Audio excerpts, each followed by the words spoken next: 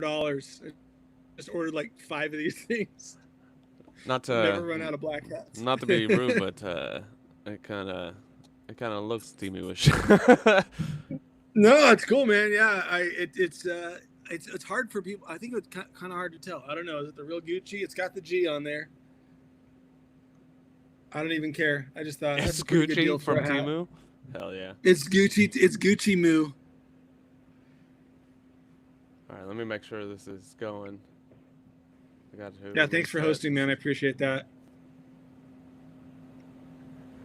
And then let me go over to the tube and see if we can somehow connect ours. I don't feel like we can, but I'm going to find You know out what? as I we need to do a close. quick little Facebook promo and tell people to jump in from my Facebook team. You should be able to, yeah, go over to my go over to my Share. link over on Tube and share it from there. That way people don't have to find us. They just go straight into it. Yeah, there's a share button right here. Oh no, that's sharing screen.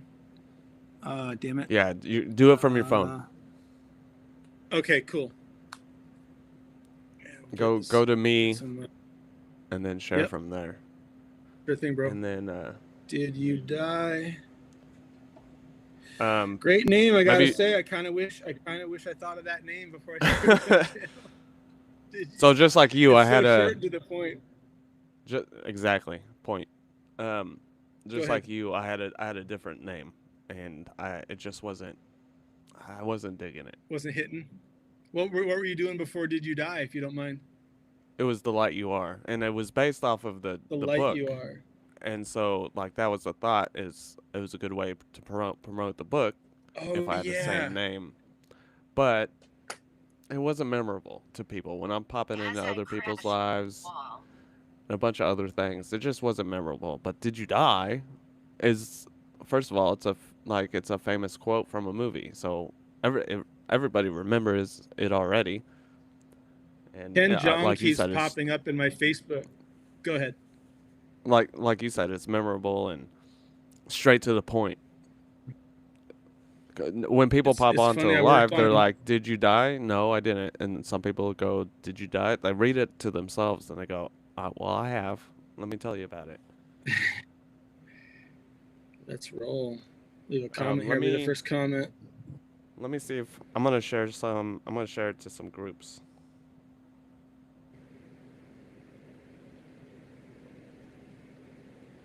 I'll comment here. Ask any question about life or the afterlife, and we'll see if we can answer it.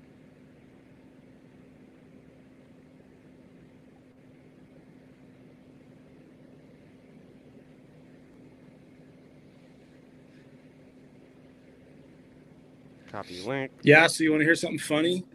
I'm having daddy issues this morning. My dad commented on my recent YouTube upload with the guy that like spent 6 days with Jesus, Tim Perro, and my dad was like, "That wasn't Jesus. He met the devil. The devil disguised himself as Jesus, and it's all fake." And it's like, I'm like, "Dad, chill out. Like, don't make me block you. Like, seriously." Like, how could, if the devil could disguise himself as Jesus, wouldn't that mean the devil has godlike powers and is just as equally powerful as God? Because it would confuse the shit out of everybody. So if the devil is that powerful, then we're all screwed, and there's no hope for any of us. So I'm like, logically, I think you're just being fearful and superstitious, Dad. So that was my morning. I woke up to my dad leaving me like weird text messages like, "You had lunch with a gay Buddhist monk. What's wrong with you? Blah, blah, blah." I'm like, "Dad, let me tell my story. Like, you got weird comments coming in." As I crash into the wall. Okay, that's one of yours. All right. Facebook.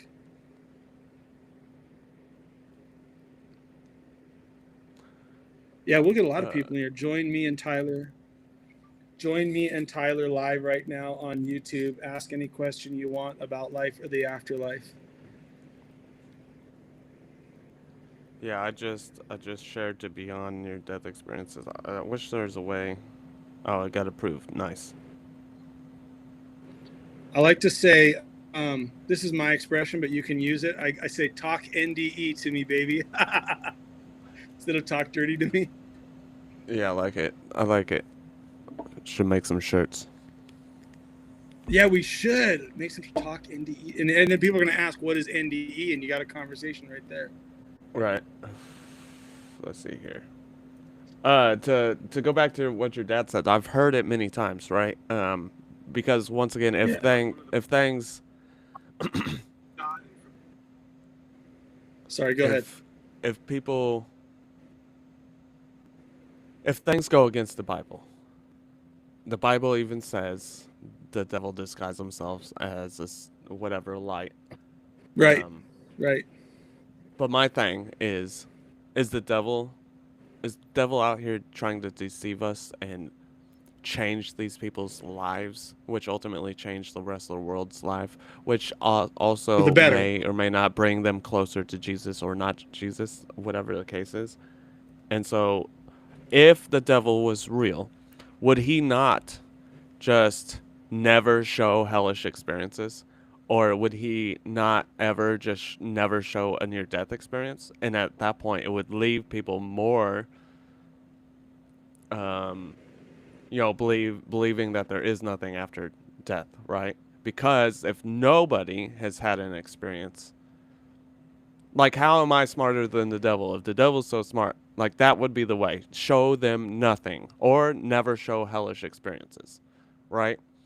Because then we could be like, well, hell's not real. Oh, I believe in Jesus. If the devil was going to save hell for the very end when time is done and we all have to go one way or the other, and the devil fooled us all into thinking that somehow we were with Jesus the whole time, but we really weren't, like, that would be a really, really good trick.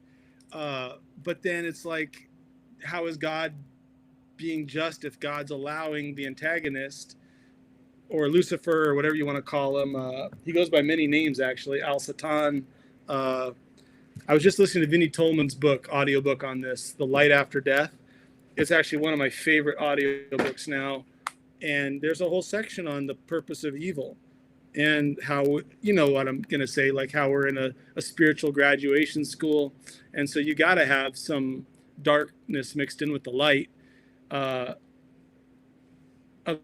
it's like, how would you know what a good day is unless you had a bad day? Everyone knows that analogy, but it's more like, golly, I could probably pull this up here, but I don't want to just be playing Vinny's audiobook the whole time. I was just listening to it this morning while having breakfast. That's The Light After Death for anyone that's watching right now. That's a really good recommended audiobook by Vinnie Tolman. He's one of my favorite guests. Did you have Vinnie Tolman on your show yet? I have not. I haven't reached out to him. Yeah, he's really good. Really nice guy. He's done almost 300 love everything podcasts. He has to say. Me too. He's done almost 300. He's really taken off recently.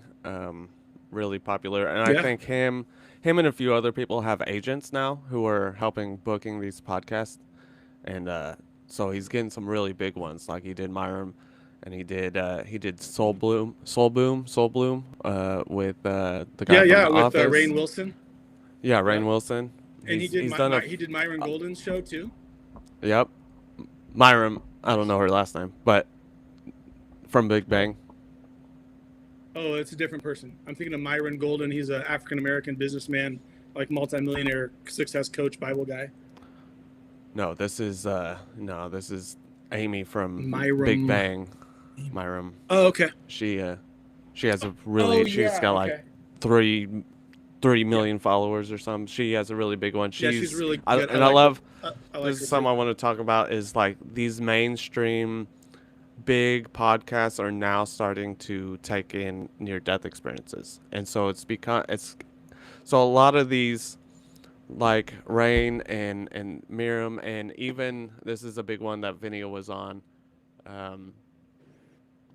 White Soft Underbelly is a big one. So all of these podcasts, they started off not near-death experience podcasts, right? They talk about other things, whether it's spirituality or addictions, or just science for Miriam. All Mm-hmm. three of those are from different people, but they start um, they've started bringing on near-death experiencers, and so they've built a platform not around people who are looking for near-death experiences like ours. People who want to hear near-death experiences follow us, and that's basically it. But these people are huge and have a huge following, and it's not based around near-death experiences. And so they've roped all these followers in, and then they hit them with these near-death experiences, and then they continue to hit them with these near-death experiences, sprinkled in with other episodes. And so NDEs are now being sprinkled into to a wider audience. You know, there's probably one there's probably one podcast, Near Death Experience podcast, that has over 1 million followers, and that's Alex from Next Level Soul. Next That's Level it. Soul. Yeah. But Yeah. but now Other we have sides getting people up with there too. and the other side, yeah. Um, but now we're sprinkling these stories into podcasts with 3 million followers, right? They're hitting the mainstream of people who've maybe never heard of them. And so with that said, they they they follow these people. They enjoy what they say, have to say, what they believe, and I think what's from somebody who doesn't like have never heard of a near death experience, or maybe did not believe it, but to hear it from a podcaster that I enjoy watching every day, start to say that they believe these things and help me understand them. Now I'm intrigued, and now I look into it myself, and now my life changes. Right. I'm still sharing this out, but it seems almost like That's all right. God, source, energy, God, for lack of a better word, wants to be known. Like so many people are having near death experiences and they're coming back to talk about it. It's like that's just another way for source God to manifest and show us that love is the greater good, for lack of a better expression. Like you have the Old Testament stories talking through a donkey, talking through a burning bush. You have Jesus coming down. You have great religious leaders in other cultures, whether it's Buddha or Krishna. Um, I'm not trying to say that's all the same person, but what I'm trying to say is like, it's like God really wants us to know more about God. And near death experience testimonies is one way we're getting that information. And there's like a whole learning curve involved with that, from the atheist that says there's no way that's possible. It just can't happen. And they have no argument really beyond that, except Big Bang Theory. Well, then you can ask them, okay, what about clairvoyance and clairaudience? Like my friend Josh Foster, who he ate 6 marijuana infused pancakes. It's like one of the funniest NDEs I did interviews. And he had a autoimmune problem, and he ate a bunch of weed pancakes, and the marijuana wasn't what did it, just to defend cannabis, because we all know cannabis is good for your health if it's done in moderation.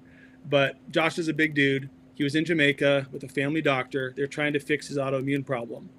Then they go swimming at the beach. Then they go back to the hotel. Josh grabs like a can of like sunblock spray, and he sprays it on his face. And there's a label on there saying this has a severe allergic reaction in a small percentage of people. Well, Josh was one of those people, and he had the reaction to the sunblock. He had his out of body experience. He met Jesus, but he also had clairvoyance and clairaudience, which is the point I'm trying to make here. And you know what that is, but for anyone just tuning in, clairvoyance, clairaudience is when you have the ability to see things. There's no possible way you could know that by human explanation. So Josh's spirit was in the hotel. He could hear people in the lobby arguing, or he could hear the hotel manager and the financial problems that they were dealing with. So when Josh came back to his body, the next day, everyone couldn't believe he survived, number one. But number two, he was like one hotel room over. The guy in that room was on a honeymoon with his wife, and the guy was telling his wife, like, will you shave down there, shave your beaver for a honeymoon? And Josh is like, I know you had that discussion. And they're freaking out. They're like, how did you know that? You were dead.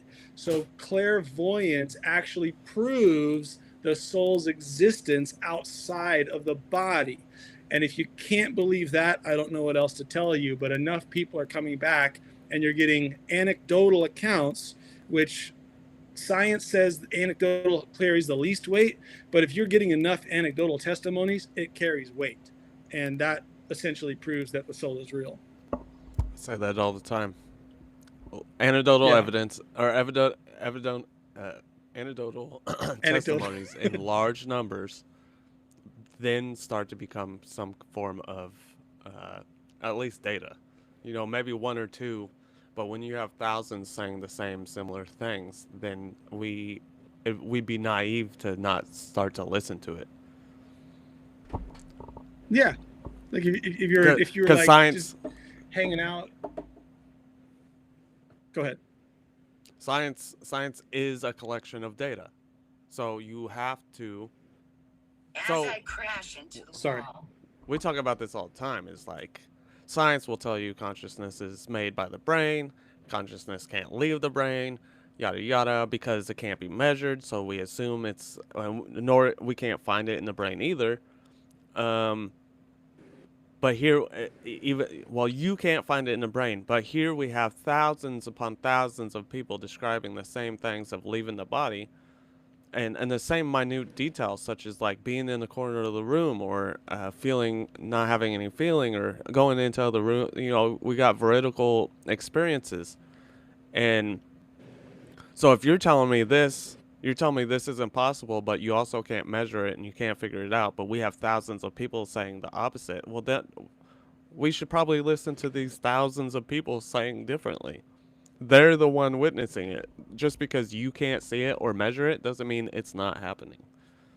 We have people totally agree. Who don't care if you believe them or not saying what is happening. And again, people who've never shared, people who that's the best part of I want to go backwards, because you had said something earlier about how many people have had these experiences. You made a post a few months ago, maybe a month ago, that said, I didn't realize how many people truly had an experience.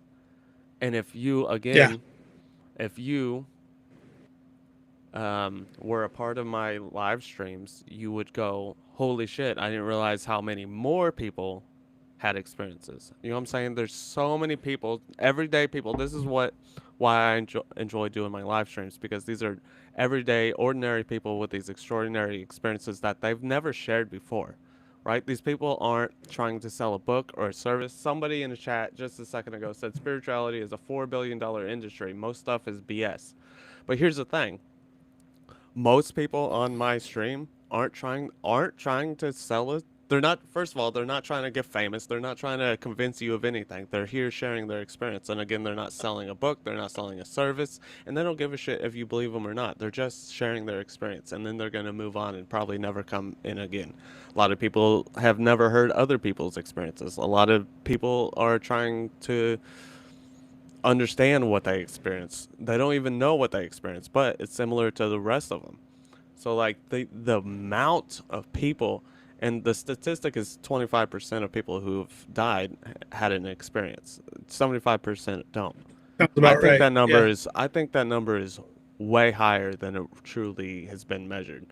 I think it's because a lot of people think it may have been medication that caused it. A lot of people think it was a hallucination or maybe a dream.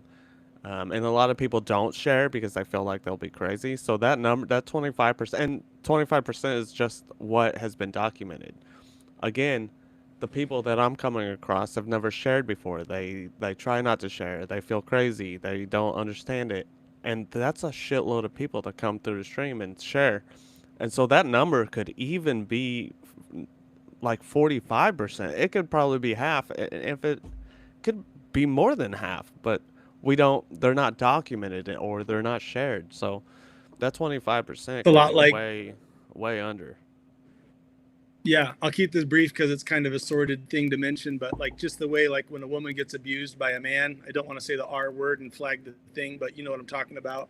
That gets underreported too, or domestic abuse at home, that gets underreported. So why would you expect every single person that had an NDE experience to just get a trumpet and say, I just died and met Jesus? Because you're coming back, the spirit's coming back into the human body.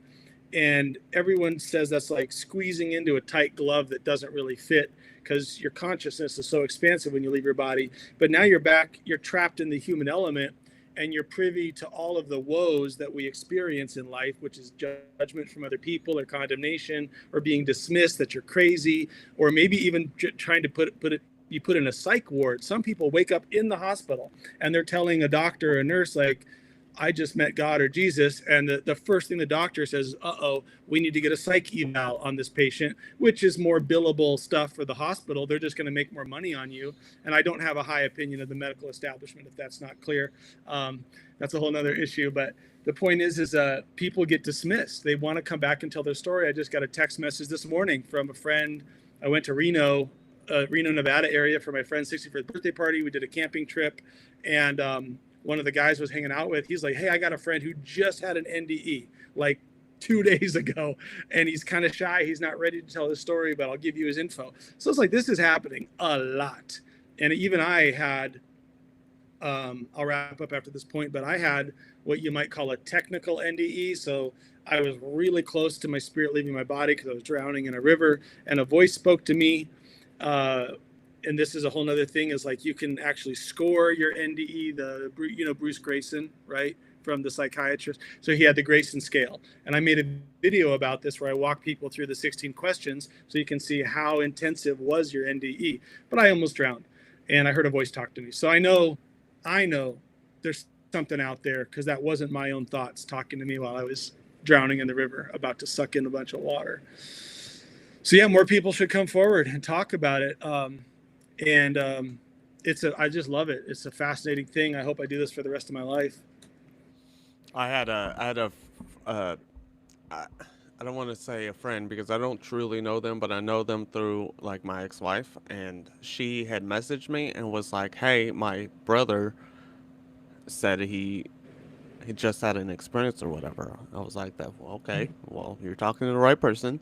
Send him my way. I'm literally live right now. Send him in if he's got TikTok. Send him in and let's talk about it. And he came in and he shared with us. And this is a person I know through a third party. And it changes when you know the person. You get what I'm saying. This isn't a person over the internet that you just. This is someone who is close, who has an experience, and that changes everything. When you know the person themselves, and I have an even closer friend who is actually going to write an article on this, about this platform, who had an out-of-body experience, and prior to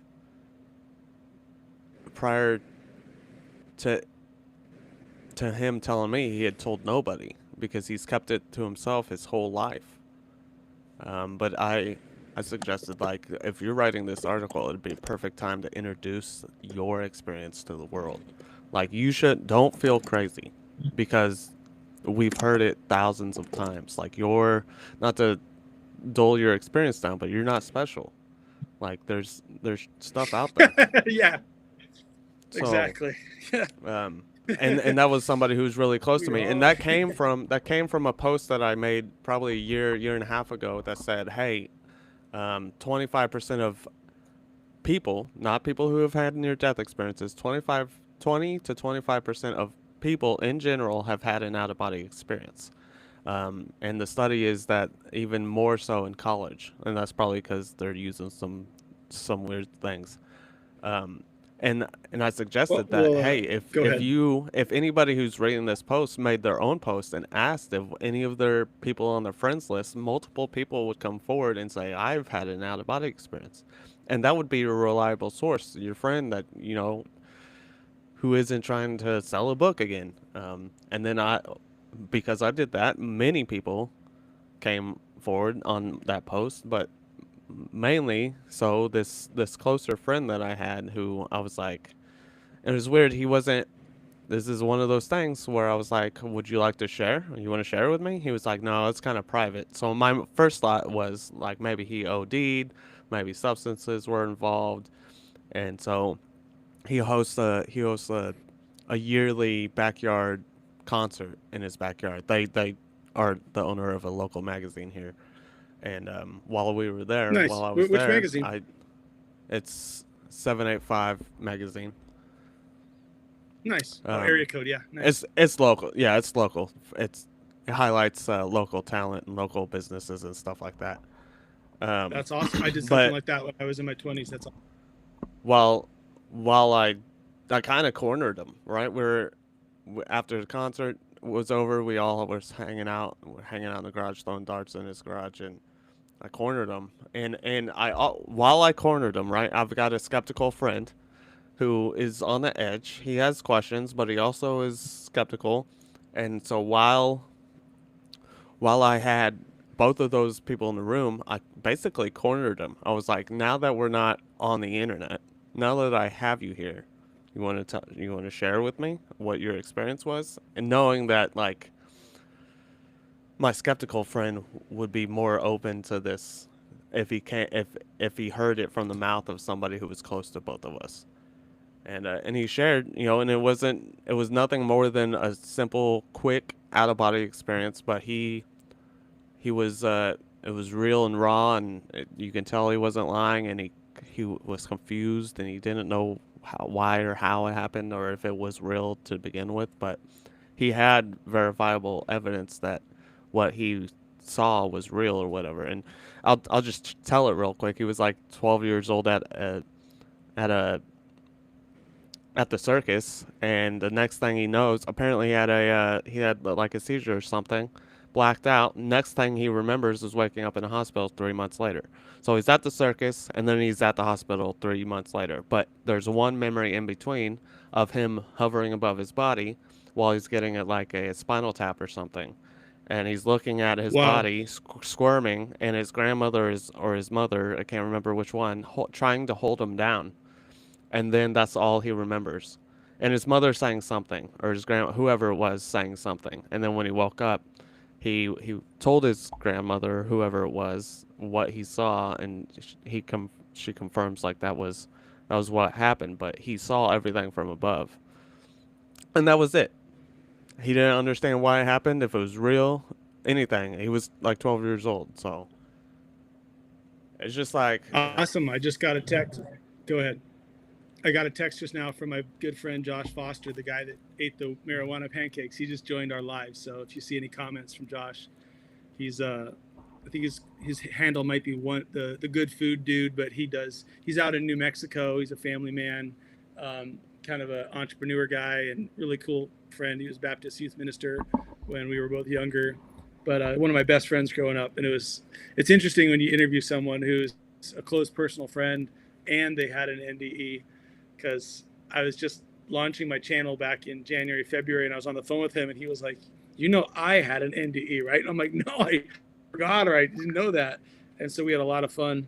Tim Perro just joined. He was my most recent upload, who had the 6 Days with Jesus book. He's looking for a publisher for his book, 6 Days with Jesus. Tim, super cool guy. I'm gonna invite a few previous guests. Michelle Ledbetter, I'll invite her. I love Michelle. She was my third. Yeah. She's one of my favorite podcasts, and I use her experience often to help people understand compassion and hellish experiences. Yes, she was in the warehouse where she felt lava pouring down on her. Yeah, maybe we'll let her come in and comment about that. I'm just going to invite some diehard friends and fans that would definitely be supportive here. So we get the chat flowing. How long did you want to go today, Tyler? Just until conversation fizzles out, I suppose. Sounds good. Just rock and roll with it. Extended session here. Yeah, I'm trying to do this less, but when I have a new video come out, I will text a link to some of my best friends and loyal supporters. But I'm trying to do that a little bit less. And I'm inviting those specific people that I think they would gladly join us right now. Because I was texting so many people initially when I launched my channel. I included a little backup message saying, if you want me to text you less often, just reply stop or something. And I had two people actually said, please stop. We don't want to see any more NDE links. I'm like, okay, sure, you're my friend. I'm not going to spam you. Like, I like sending 1 or 2 per week, but for some people, that's too much. I'm gonna share out to a few people And then, on TikTok. yeah, And you everyone, guys we're on just getting TikTok, share out the warmed up live, here. repost it. Yeah, Tyler's been hosting Did You Die a little bit longer than I've been doing My Spirit Lives On. So Michelle just joined. Michelle, I love you, Michelle. Yeah, we love you, Michelle. You're awesome. Where did they join on? So I don't know. I'm just getting text messages that they're watching us live right now. She's under the name Sacred Crossings. Yeah, Michelle had a really unique experience. And what we're learning is, for anyone that's not familiar with NDEs, we're learning, I think Tyler would agree, death is nonlinear, right? And so some people, they end up in a weird hellish realm where they're seeing people suffering. Other people are getting a heavenly experience. Other people are going into a dark void space where they still realize their consciousness exists. If you'd like to leave a comment here, Michelle, that'd be great. Or anyone that's new, if you have a question about life or the afterlife. Tyler and I don't know everything, but we're probably better educated than the average person on this topic after doing dozens of interviews. Josh Demore's just joined. Josh, have you interviewed Josh yet? His book is out right now called Between Breaths. I did Josh a couple weeks ago. I'm missing something. Yeah, that's got to be scary to be on an operating table, and he literally said he felt like he had a 50% chance of going to heaven or going to hell. And I think this is where we have to admonish, like, we're guys, I don't want to say like spiritual guru, because I'm just starting out, but like, people are looking for answers. I don't think they're finding all the answers at church. Like, sometimes you go to church and you feel like you're just getting hammered with the same message week after week, and I don't think that's very helpful for the human psyche. Wouldn't you agree? And so people are looking for answers other places. And if somebody is coming back from the dead and they're like, hey, I met God or I met Jesus and I have some intel for you, I think it behooves the rest of us to at least listen with a neutral mindset and not cast judgment on their experience. And granted, some people are coming back and they might not have journaled it down the day after because it was, they're waking up in a hospital, they're recovering from an injury. Maybe they can't even hold a pencil in their hand because of like the neurological problems. But people are recollecting their experiences and they are trying to share what they really saw. And Alan Chapman, Shaman Oaks channel. Mm-hmm.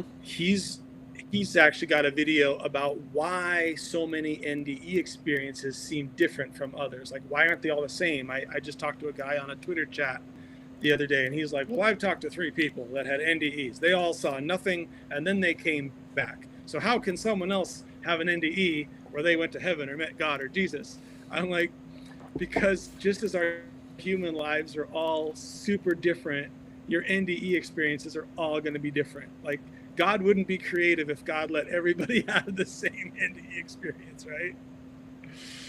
Well, yeah, and I think it's all personalized to the person. And again, I say again, like I've said it on this live right now, but I always talk about this. People come into the stream and be like, "What? I saw nothing, so nothing happens," or "Why do?" I think 70 again that statistic, whether it be 75 or 50%, but the statistic that's out there, 75% of people don't experience something. Why is that? I believe, first of all, there's many people who have died, experienced nothing, then later on went and got a hypnosis regression therapy, and then recalled the accounts of that day, and then which were later confirmed that those things had happened. So that shows that, hey, there was something that happened. You just can't remember. And with that said, we know through other experiences that within the experience, they get told that, hey, this next part you won't remember. Like, they remember being told that they won't be able to remember, which shows us that we are able to not remember a certain thing even though something happened. And so it's my opinion that it's my belief that everybody has an experience. That's the natural process of your body dying. Your consciousness leaves your body and it has this experience. Whether you come back with that memory or not, just like before you were born or during these experiences, um, it just look. We learn that near-death experiences. Sometimes it's hard to come back into this grayscale world. It's hard to to to come back to society. It's society's super hateful and Messed up. just Yeah, not the same. it is. Right. And so a lot of near death experiencers come back with this kind of reverse PTSD where they come back from something so profoundly beautiful and euphoric back to this grayscale world, and it's hard to fit back in and not want to go back.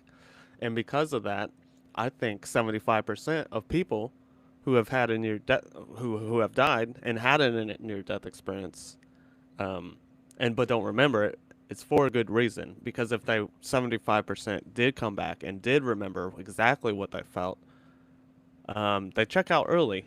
They would go back because they would know what is waiting, and so a majority of people don't remember for a good reason because it'd be Yeah, hard. that's one of the common elements we're uncovering is people will be talking, for example, with Jesus or a being of light or a spirit guide, and all of these entities are real. There's even Bible references. Someone just showed me, I don't remember exactly what it was, but in the New Testament, uh, there's a Bible reference to this. And anyways, the common theme is the memory wipe. So they're getting answers to some of life's biggest questions and spirituality, and then they're told we can answer that for you, but you're not going to remember it when you go back into your body, because it would change the outcome of your path that you're on. So we can tell you the answer now, but you're only going to remember these other things that you're learning.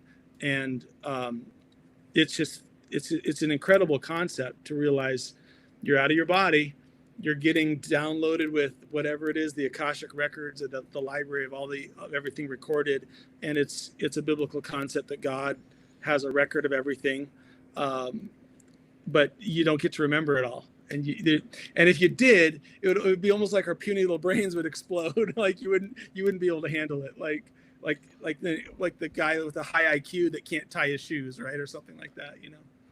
Well, Betty Guadando on her most recent podcast with Rain Betty's great. Rain Wilson. She talked about how, think of our brains are like 2 gigabytes, right? But we go and collect on the other side. We collect 1,000 gigabytes of information. We can't possibly bring that 1,000 gigabytes back and put it back into our 2 gigabyte brain. And so there's a reason why, like you said, our head would explode. That's a lot of information, and a lot of information we can't even process understand from a human standpoint. So it wouldn't even matter. But again, you can't take 1,000 and put it in 2. You can take what you need, right? Yeah, take what you need and leave the rest. Well, it's also like, have you ever had a discussion with someone, and I'm trying to say this in a nice way that doesn't sound rude, but you're more educated on the topic than this person is, and your brain is just full of facts and figures and like structured arguments that you can give to this person, but you're like, how do I even convey this to them in a way that they're going to understand? Because all I could do is blow them away with my knowledge. They'll know that I know what I'm talking about, but they won't be able to still won't be able to comprehend it. Does that kind of make sense? Yeah. And that's a hard thing. Yeah. Because we of course, doing my live streams, we get skeptics all the time. We get people who have never heard of near-death experiences. They've formed their own opinion from ancient texts and all these other things. And so when you start to say these things, it doesn't. So we've had, like, I don't want to say debates. We've had discussions with people of certain religions who go, well, that doesn't make sense. And that's because you're viewing this from what you have grown to know of the afterlife. And when you apply everything that you thought was true before to these near-death experiences. That's why it doesn't make sense. So I agree. When you study and listen to near-death experiences, you need to literally forget everything you ever knew, right? And this is why before we came on here, it's my belief that we should scrap, not that there isn't good nuggets of information, but we should scrap all ancient texts because they come from a time, first of all, that a lot of people couldn't read and write. Came from a time that we didn't even know what lightning was. They came from a time when we couldn't collect data from across the world in an instant. So the best source that holds the most weight right now is near-death experiences, first-hand testimonies, not something that's way in the past when we didn't have any of that. We didn't Sure. have modern resuscitation. We didn't have CPR. So there's literally more people died today and got resuscitated and came back with an experience than probably a whole century back 2,000 plus years ago. And because of that, we can collect so much data just from that.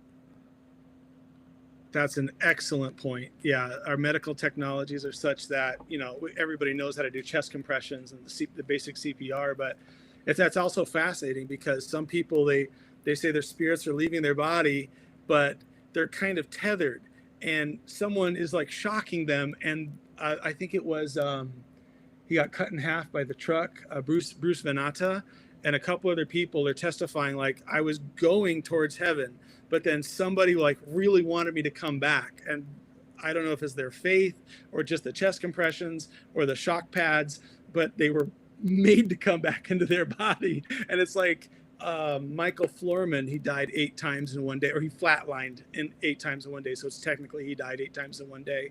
Have you interviewed Michael Florman yet? He's awesome. You should get him. Who is so it's Bruce? like, you know, just coming back into your Bruce Venata. Yeah. The other guy I mentioned. He was working underneath the semi truck. He was doing repairs, and he was working like a 12-hour day. And the guy that he was working for was like, could you stay one more hour? And so he did, instead of go home for dinner with his family. And the jack that was supporting the semi truck popped out, and the truck just collapsed on his body. And like the axle, just like Wile E. Coyote, just boom, flattened his stomach. And he had like an inch, like it crushed him all the way down to his spine. And he was almost severed in half by the semi truck. So he's a really wonderful person to talk to. He's from, I think he's from Wisconsin. He's got a sorry, there's a delay. Go ahead. I thought maybe we interviewed the same Bruce. I had a Bruce come across my live stream one day. He was I think he was working in a convenience store, but he told his story real quick, and then you could hear the bell. Someone walked through the door. He was like, I gotta go. I was like, all right. I wasn't able to ask many questions, but Bruce he ran into a back of a semi or something like that, and it exploded, and he got launched half a mile down the road or whatever. But he had an encounter. That's amazing. Really, it was really just the voice that said you gotta go back. And then he woke up in the helicopter. But I thought maybe it was the same Bruce because the semi was involved. Let me ask you this. Yeah, two different Bruces, 2 different semis. Yeah. Let's yeah, right. If your name is Bruce, stay away from semis. All right. What is your thoughts? What are your thoughts? Why do you believe people experience hellish experiences? That's a great question. What comes to my mind immediately is they need to see that suffering and that state of spiritual existence for their own reasons. Maybe they were on a path to go there, and they're being saved from that kind of damnation, for lack of a better word. Why do you think they experience hellish experiences? So I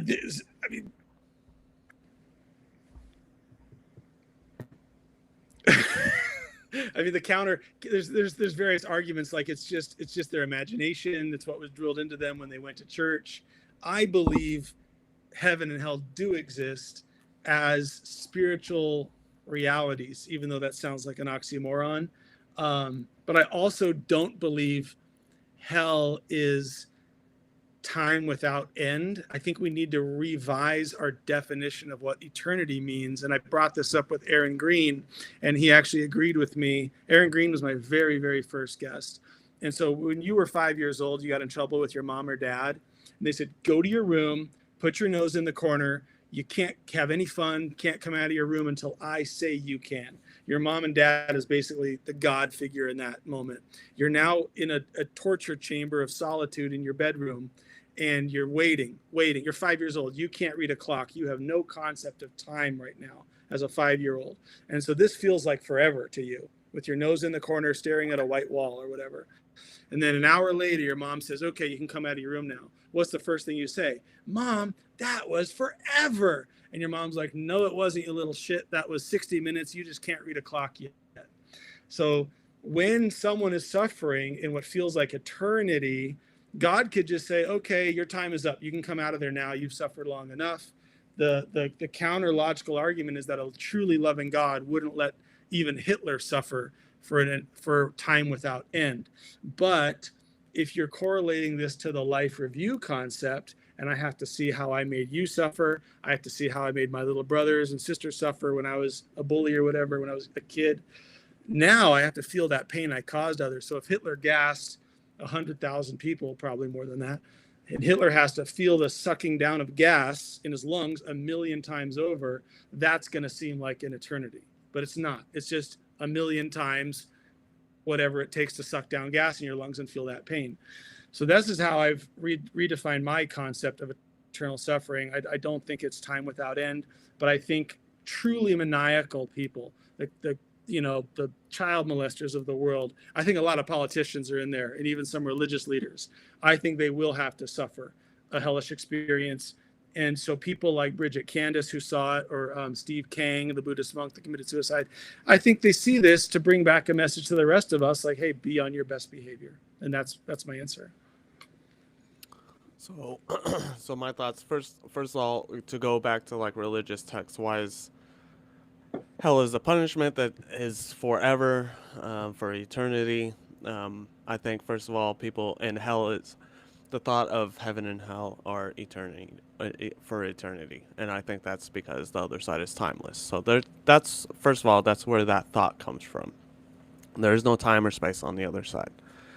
Time is relative.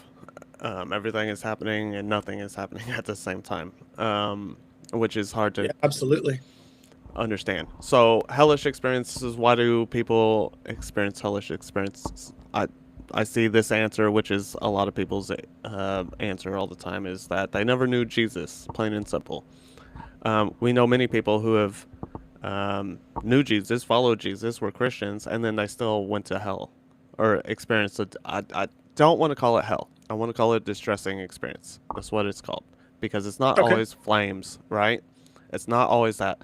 Right. Like Michelle's, it was a grayscale warehouse. For other people, lava like coming down on top of her. It's like a desert or something. It's a scary place. So why is that? Yeah. We learn through near-death experiences that love is the only thing you can take to heaven. So when you are holding on to fearful states of energy, you can't take that to heaven. Right? You only take love to heaven. So when you're holding on to fear, love and fear, right? There's only energy. First of all, there's only energy. We are energy, and that's all that exists. Energy is on a spectrum, or you call it frequency, from love to fear. That's it.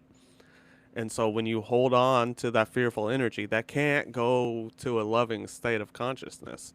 And so again, whether that fear is hatred, whether that fear is regret, remorse, self-hatred, all of the things that are negative emotions, which are negative energy, it holds you back. And that's the state of consciousness that you experience. All of your fear. Now, Nancy, I think her name is Nancy, who used to... I want to add on to what you just said, but go ahead.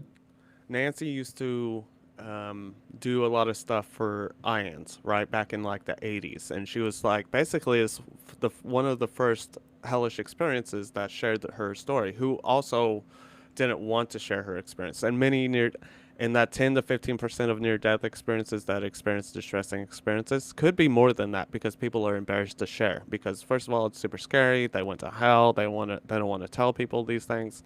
But Nancy was one of the first people to share her distressing near-death experiences. And when she did so, more and more people came to her. And then she started to study these and try to understand not only hers, but other people's. And when she did that, and this is where I bring in Michelle also, because she's a part of that category, is she started to ask the question of, well, who and what happened to you prior to this hellish experience? And she came to find out that even in her own and other people's experience, the things that she was being tortured with were all things that she feared prior in her life, whether it be Incredible abuse or other things. We won't talk about them, but these things that you hold spiders, on snakes, to. or Earthquakes. It's funny I said earthquake, and then I just smashed my knee on the thing. But you get the gist. Is these things that you fear your entire life that imprint in your energy when you're in that distressing state, all come to fruition, and you're being tortured with these fears. And it's not because the devil is torturing you, are torturing yourself because you are holding on to the fear. And once, a lot of people will be like, well, Jesus pulled them out. That's not always the case. And if you can't apply your logic to the rest of near-death experiences, then that's probably not the logic. So yes, Jesus or a hand or God or an angel pulled this person out. But I've heard many cases where experiencers were in this distressing experience and they go, whoa, wait a second. I'm creating my reality. And the moment that they do that, everything goes away and it turns into this beautiful experience, which shows us it's not because you don't know Jesus or you don't know God, or it's because you're holding on to fear. I do this all the time, right? This is this is the pin of heaven and hell, right? And I haven't seen this yet. Go ahead. Yeah. You come into this life, we're going to make black hell. You come into this life and you live in a loving state or a fearful state your entire life. And we see again in people who have been abused often have hellish experiences. People who have substance abuse have experiences, and you can say that all of those things has caused fear in your life. It's not that you deserved it, it's that you hold on to these things, and it's understandable. Now, you're living your life on the spectrum of love and fear, heaven and hell, and you charge your energy to a higher state or a lower state, whatever you live in, and you're building frequency. your energy. Yeah, frequency. And when you leave your body, depending on where you're at, that's what you experience until you can let go of that and raise your frequency and go to, say, heaven. Ooh. So I think many deep thoughts. think heaven and hell are states of consciousness, frequencies. I love that. Yeah, I love that. I think that's very accurate, if not 100% on point. You just reminded me of a few things. I wanted to read a comment from Tammy O'Toole.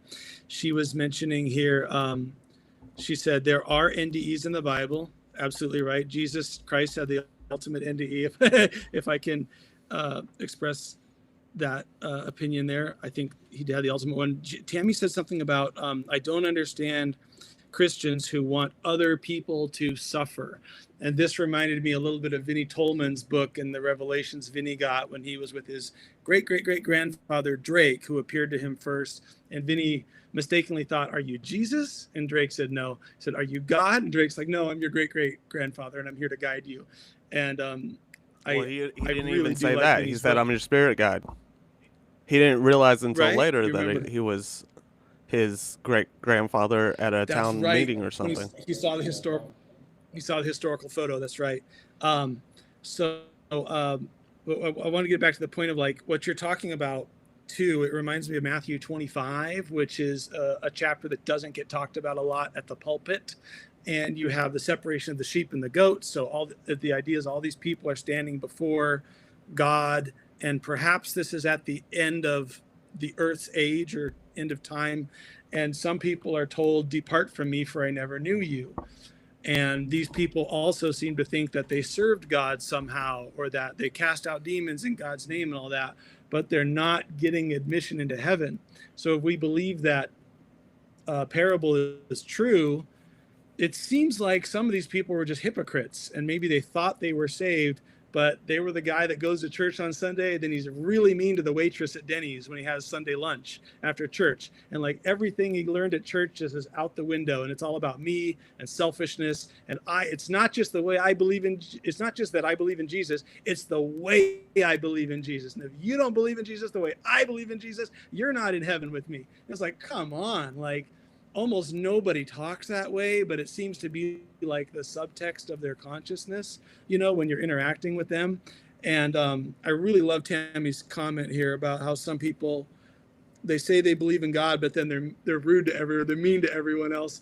And Vinny's book talks about this, and Drake showed him like this zone of, or realm of the afterlife, where there was all these people in their own little bubbles, and they weren't ascending to the highest plane of heaven. And I'm putting this in my own words, but it's in, I think, chapter 14 or 15. I just heard it for the second time while I was doing my morning stretches and having breakfast. And these people couldn't go to heaven because they didn't want to be around other people that weren't like them. So they didn't believe what I believe, so I'm not going to be in heaven. They're not welcome in my heaven, is kind of the law, the mentality behind that. So it's like they're still full of prejudice, even though they have the Bible and they believe in God. It's the question becomes, where's the love? You know what I mean? With that said, to go back, to hellish experiences or distressing experiences, none of these experiences, for the most part, and always, a lot of people always ask, they go, well, how do you know which one to listen to or whatever? And my response is always that if you took 100,000 of these near-death experiences, you lined them up, there's going to be a small portion that contradicts other ones. So all you have to do is take out that 5%. The 95% that all are saying the same things are the ones that we should be listening to. The other 5% is probably just interpretation based on previous beliefs. So I say that because these experiences aren't Jesus telling you that you must believe in me or else you can't be with me, right? Or whatever, going into other religions, which I don't know much about. But what is the main lesson? The main lesson, and just like in Vinny's, is compassion and love. That is the main message in all of these. And so for something, again, for Michelle Ledbetter's experience, who had a distressing experience. Why did she have one? Well, she held on to fear. What kind of fear was that? Well, that fear was probably self-hatred for herself, right? Because of previous abuse, right? When you are abused as a child, you think you're less than sometimes, right? And that is a fear, self-hatred. And not only that, you have a hatred towards the people who did that, right? So now you're doubling your hatred, your fear, and all these other things. So I think that's why she experienced that. Now, within her experience, what did she get? She got the life review of her two abusers, and she came to realize, she lived their life and realized and understood that their lives were much harder than her lives, even being abused. And then she came out of that with a better understanding and a better understanding of compassion and what happened when she started to let go of that fear and started thinking with compassion was her environment changed. She came out of that. This is, and so it's super a big. Good, yeah. It's a good experience, because that's not the first time I've heard something like this. Someone reliving someone else's life because they held on to this fear or regret or shame towards either themselves or the other person, and they are being shown this. If that wasn't an important part of heaven and hell, or heaven or the afterlife, whatever you want to call it, then they wouldn't show you that. If the main thing was to know Jesus, then that would be the main topic of all of these. And just like you said that it's the devil trying to deceive you. Well, the devil's doing a damn good job of making sure we come back with a loving, compassionate, and lose materialism and put people before us. He's doing a damn good job. You know, that Yeah. doesn't make sense. Maybe we are supposed to know Right. Jesus. Maybe we are supposed to know Jesus' teaching. There's something I wanted to talk about where people talk about. Someone was saying something about Jesus had the ultimate NDE after 3 days or whatever. There's something that gets brought up often, where people go, well, 500 people saw Jesus rise, right? They saw him after he was dead. My argument Mm-hmm. is, I had someone tell me the other day that they saw grandma after she died. So what? Sure. Yeah. So what? Yeah. A I lot of people that's called a shared death experience. That's a after death communication. Many people are having that. So what makes them any different than what happened with the witnesses of Jesus? Not, and then on top of that, to expand on that, Jesus taught us love, and he was healing. He was a don't we have those same abilities here. We talk about this all the time with other experiencers. They come back with like healing abilities. They come back with being able to see energy and premonitions. And how's that any different than what Jesus did? Did maybe during Jesus's missing years had his own experience, right? And then he came back. He was like, "Holy shit, I gotta go tell people," and that's what he did. If we can go back to this idea of hell, the hellish environment, whether it's all psychosomatic or whatever you want to call it, spiritual, reality, physical. Aaron Green, and this actually coincides with the book that saved my life. So those that don't know me really quick, I was suicidally depressed a few years ago. I went through a breakup, went through a crypto scam. I talk about this on my channel a little bit, and I went through just a lot of loss. Lost a circle of friends. And then one day a man suggested I read a book called Return from Tomorrow by George Ritchie. It's probably up there on the bookshelf somewhere. And there's a chapter on suicide. When I read the chapter on suicide, I thought, wow, that's not what I expected, but I'm definitely not going to do it now because I don't want that to happen to my soul. And then I humbly reached out to Aaron Green, who was my very first guest on my channel. We talked about a concept of hell that is also written about in the book that I read. So the book is by a man named George Ritchie. He's one of the first documented NDEs in a book that I'm aware of. And there's people that are suffering down there usually can't let go of one or two things that are keeping them from spiritual growth, whether it's alcoholism or sex addiction or anger issues. And there was actually a plane of existence in the book that George Ritchie saw when George had his near-death experience, where Jesus appeared and gave him a tour around planet Earth and the spirit world, and they kind of zoomed into hell and got insights on that. So there's a plane of existence with a bunch of angry people, and they were all just cursing at each other, yelling and trying to fight, but they were physically inept. In other words, they were trying to punch, but they couldn't touch the other person. So they're like, just like the movie business where you're not actually punching someone, you're pretending. They were really trying to punch someone, but they couldn't do it because it's like your spirit, you're a ghost. It's passing through the other person, and they're super frustrated because they're trying to vent their anger, and that's all they're doing is venting their anger. But right around where all these angry people were, believe it or not, this is in the book, and this is something Aaron Green said makes perfect sense. There were angels in the distance, and the angels were actually trying to minister or communicate to these angry people. And if the angry people would just let go of their vice and they would look up and call out for help, and what does the Bible say? Everyone who calls on the name of the Lord will be saved. So some of these people, they're in hell, and they're like, oh yeah, I just have to call on Jesus, right? And they do it, and they find themselves gone from that realm of eternal suffering. And I know this is hard for a lot of people to process because it might be their first time hearing it, but this is being documented by people who've had real NDE experiences, which blows apart our preconceived notion of eternal suffering of time without end. It's just you down there working out your problems until they're not problems anymore, for lack of a better expression. I think that kind of makes sense. But Aaron Green talked about it. It's in the book by George Ritchie, And I think it gives a lot of us hope, because it shows us, this is something I never wanted to believe when I was younger, but I entertained the thought, is that souls all eventually get to return to source. But some of us, it takes a lot longer than others. And even Vinnie Tolman in his book said he got shown that lesson. There was an angry man from like the 1930s, and he was dressed like he was in the 1930s, and he's on his own little bubble. And Vinny's watching this with his spirit guide, and the angry man was killed by his own son. His son had stabbed him or shot him, and it took the man a week to die. But the man was so angry at his son now in spirit. He's now dead. He's still venting all of his anger and cursing at his son. And eventually he got out his last breath of angry emotion. And then angels came in to comfort this man. And the man started crying, even though he's in spirit. And he's like in this in-between. This is a whole nother topic.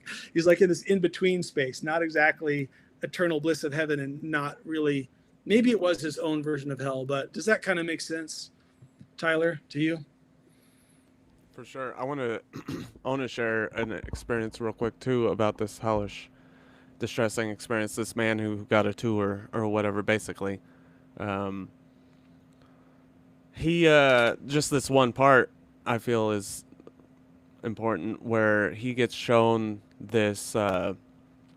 He gets shown like this concrete with cracks in it, right, and lava and fire coming from it, and this guide who he asks, "Are you God?" and he's like, "No, I'm your guide." Same situation. He gets shown. He goes, "What is that?" And basically, he's like, "That is where you are sending people."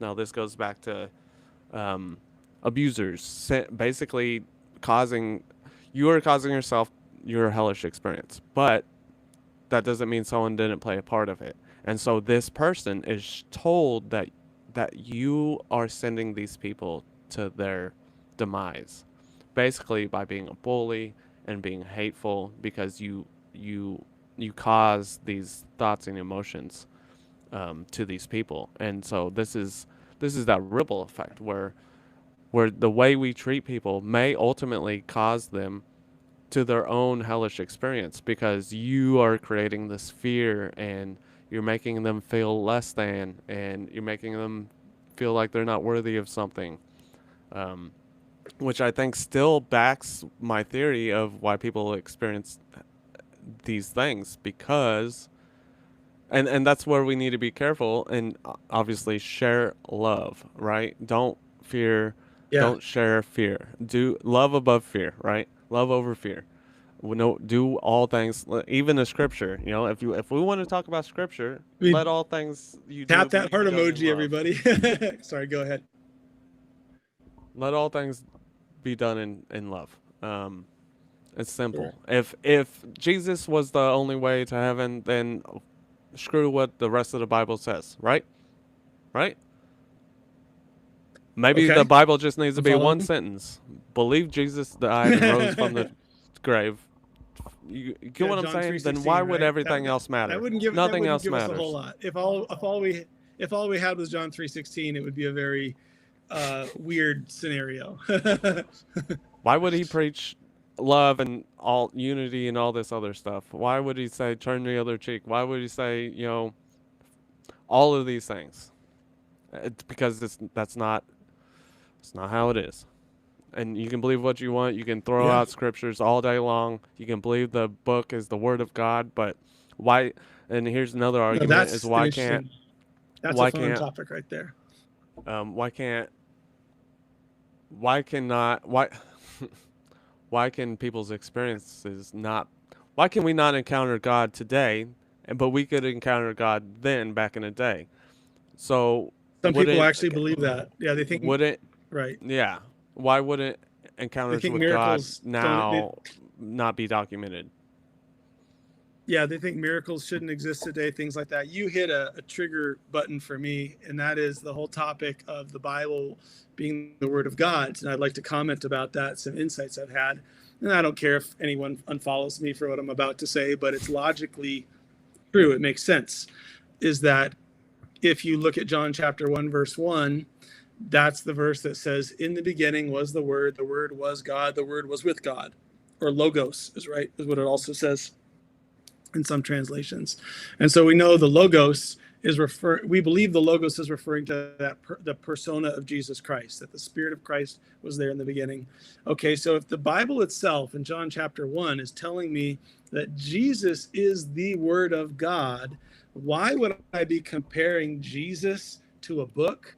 Isn't that kind of insulting if I say the book, this is the Word of God, but the book itself is telling me that Jesus is the Word of God? It'd be like if you went to a Harry Potter book signing with J.K. Rowling and you pick up the book, the Harry Potter book, and you're like, this is J.K. Rowling. And she's right there willing to take a picture with you and sign autographs, but you're so focused on the book she wrote, you're ignoring the person that's right there that wants to shake your hand and take a picture with you. And I think Christians do this these days, and we've lied to ourselves. And I don't think it's like a mortal sin to say the Bible is the Word of God. I think that's good for a lot of people. I think it's just more accurate to say it contains words from God, and obviously it also contains words from men. It's got the apostles' opinion, like women should not be able to teach in the church. Well, wait a minute. If women can't teach in the church and you're saying this is the Word of God, you have to change your whole structure. Your wife can't teach Sunday school to the kids because that's teaching in church. So now you see how ridiculous it is if you take the whole thing literally and you say the whole thing is God's Word. Now you screwed yourself, philosophically and spiritually speaking. And the Bible itself is telling you in John chapter 1 that Jesus is not just the Word, but the living Word. And so that's my little soapbox lecture. But I think it's actually good for us. It's more than just semantics or wordplay that I'm giving people here. It's actually a new way of looking at what we've been given. And so, yes, you can get I love the Bible. I think it's a great book. I read it a lot. But I think we've done ourselves in from a religious standpoint by being so dogmatic. Like, people will actually think you're not saved if you don't agree with them on all these little points. Like, you don't agree the Bible's the Word of God, you can't be a Christian. Oh, really? Then I don't want to go to your church because it sounds like you hate on people for really stupid things. You know what I mean? Let's move this topic away from Bible. I want to let's do that. Please do that. I didn't really want to bring this up, but what are your thoughts on I'm going to do it anything. What's your thoughts on people taking their own life? I love that question. Well, I believe death is non-linear, number one. I believe we are here to live a full life. I've heard that people, when they die, they're greeted by their family or their soul tribe. They're like, congratulations, you lived a life. Way to go. Like you're signing up for a crazy mission. And the one thing you're not supposed to do is end it prematurely. And so I believe, based on my discussion with Aaron Green, that you might have to come back and repeat. I do believe you have to come back and repeat the lessons. I don't think suicide's an easy out. One of my guests said, if you think it's going to end it all, it's not. You're actually going to feel, he used the words, it's going to feel more real when your spirit leaves your body. Whatever you're experiencing, that's going to feel more real than what we're going through now. And a lot of people say the spirit realm feels more real than what we're going through now. And then you're going to realize, you missed out on a life lesson, or you left the game early. Louisa Peck, she wrote the book Die Hard Atheist. And she has friends that have tried to commit suicide, or people that she knows, and they all say the same thing. If they didn't fully die, they attempted it, and then they had the out of body and came back. They all say, "I wish I hadn't tried to leave the game early." Or I'm paraphrasing.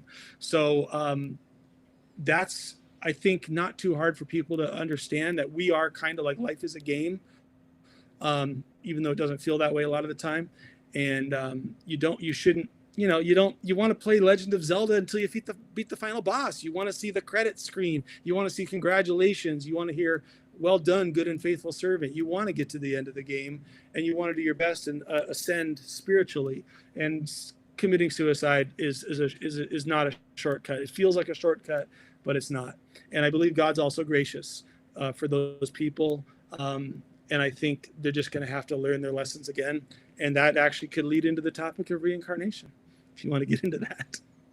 Well, what do you think about suicide? So again, you pull up examples, right? This is where we get our information, firsthand encounters with it. And I've heard many times people who, regardless if they took their own life or they OD'd or they got in a wreck, I've heard many times where they go, you can, if you want to go back, you can go back. But because you haven't done and learned what you were supposed to experience, you're going to go back. Like for Betty Guadando, right? She was given an option. You can either go back to this life or you can go back to this child. And here's the family. But you're going to have to go through everything that you went through because basically that's who and how that's how you get to where you're going to get to. You're going to learn these things. And so just like Betty and this other lady that I had talked to, I met her on my live streams. She was given the option to either go back to her body and finish what you came to do, or you can go into this new family and relive everything you went through, and hopefully you can make it through that one. With that said, I've also heard things such as, this is going to go into the topic of reincarnation, is that you came here and you agreed to go through these things, right? Because you did that and you don't remember, you check out early, you're going to go to the other side and you're going to go, damn it, dude, like, I almost made it. Like, I remember that I chose those things and now I'm disappointed. Exactly. Now I got to go restart. I got to go redo these things. It's your agreement that you wanted to come here and do these things. And to get into the topic of reincarnation, it's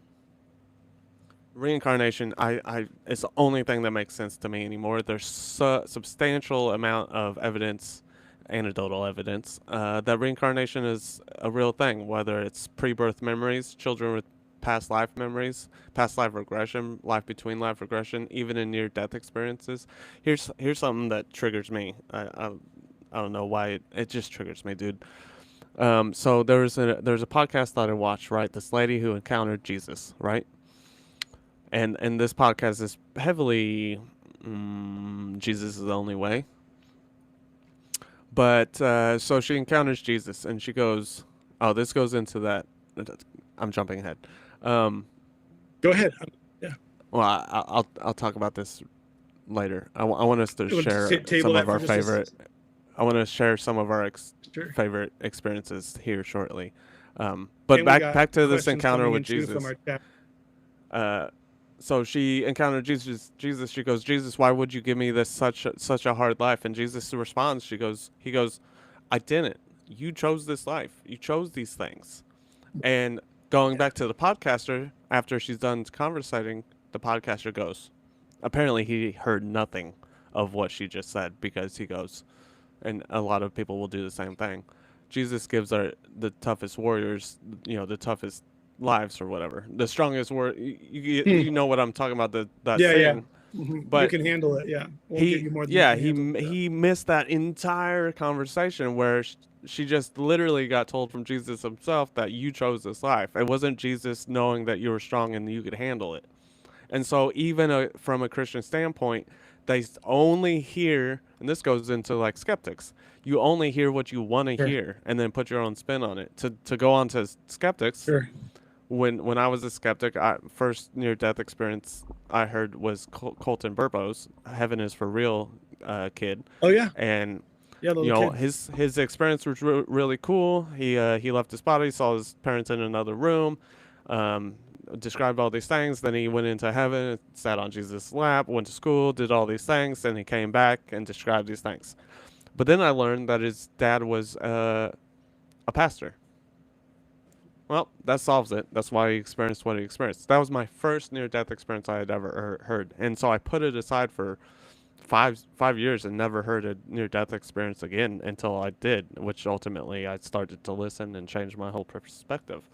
But me being a skeptic then did the same thing skeptics do now, where they pick one thing and ignore all of the quote-unquote impossible things, such as the out-of-body perspectives. I chose, his dad was a pastor, and so that's why he experienced what he experienced. But I ignored the the veridical part of it, which is the most important part that shows, hey, it wasn't just a product of the mind or prior belief. And I think that's what a lot of skeptics do these days is they pick, like even Neil deGrasse Tyson will pick the cherry picking. We can't cherry pick because when we cherry pick, we ignore all of the other problems. Not problems, Sure. experiences. Well, you mentioned reincarnation earlier, and we have a first. I'm going to go back to what you were saying, but first I want to answer Josh Damore's question. He says, "What are your thoughts on how there are several Bibles out there that come from each religion?" My personal thought is that's man trying to make God into man's own image. So I'm editing the Bible for the way I think it should be. Right? Or not me, but the scholars of old did that for their various versions. And you even have like the Jehovah's Witness have a Bible where they changed one word. What I mentioned earlier, John chapter 1, verse 1, they said, in the beginning was the Word was with God, and the Word was God. They add the article a. So it says the Word was a God. And then other Christians are freaking out about that. Oh, you can't say Jesus was a God. He was the God. And now we're fighting over which article to use, the a or the. And it just adds to more division, which is what, correct me if I'm wrong, wouldn't the devil want us divided and fighting it with each other when we're praying to the same deity, we're asking for love to be made manifest in our lives, and then we're both like saying, no, my book is the right one, no, my book is the right one. It's absurd when you start to kind of understand it from that perspective.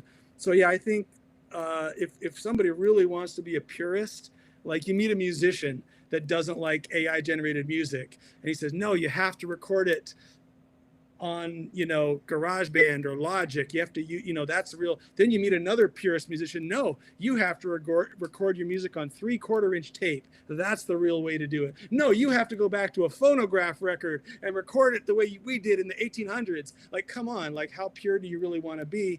You could go all the way back to the scrolls of Qumran or the Dead Sea Scrolls and learn how to read that ancient language if you want to get closer to the truth. But then those texts all have holes in the parchment and you can't even read the full sentences. So we have to live today by what truth we can get today and be ready tomorrow to say, maybe we didn't have the full picture yesterday. And maybe someone's coming back from the dead and they're giving me another piece of that puzzle. If that makes sense to answer your question, Josh, that's kind of how I feel about all these different translations. And there are some bad translations. I was raised on the NIV translation. And I'll keep this quick because I don't want to make it all about the Bible. But there's a verse in the NIV where Jesus says, if a man wants to follow after me, he must hate his mother and father. And I was trying to be a good Christian boy. I actually went to my mom and dad with the Bible in my hand, like while they're having dinner. And I'm like, Mom and Dad, I hate you. Jesus says if I want to follow him, I have to hate you. So I hate you, Mom and Dad. And then I went back to my room. And they're like, what the heck are we teaching our kid?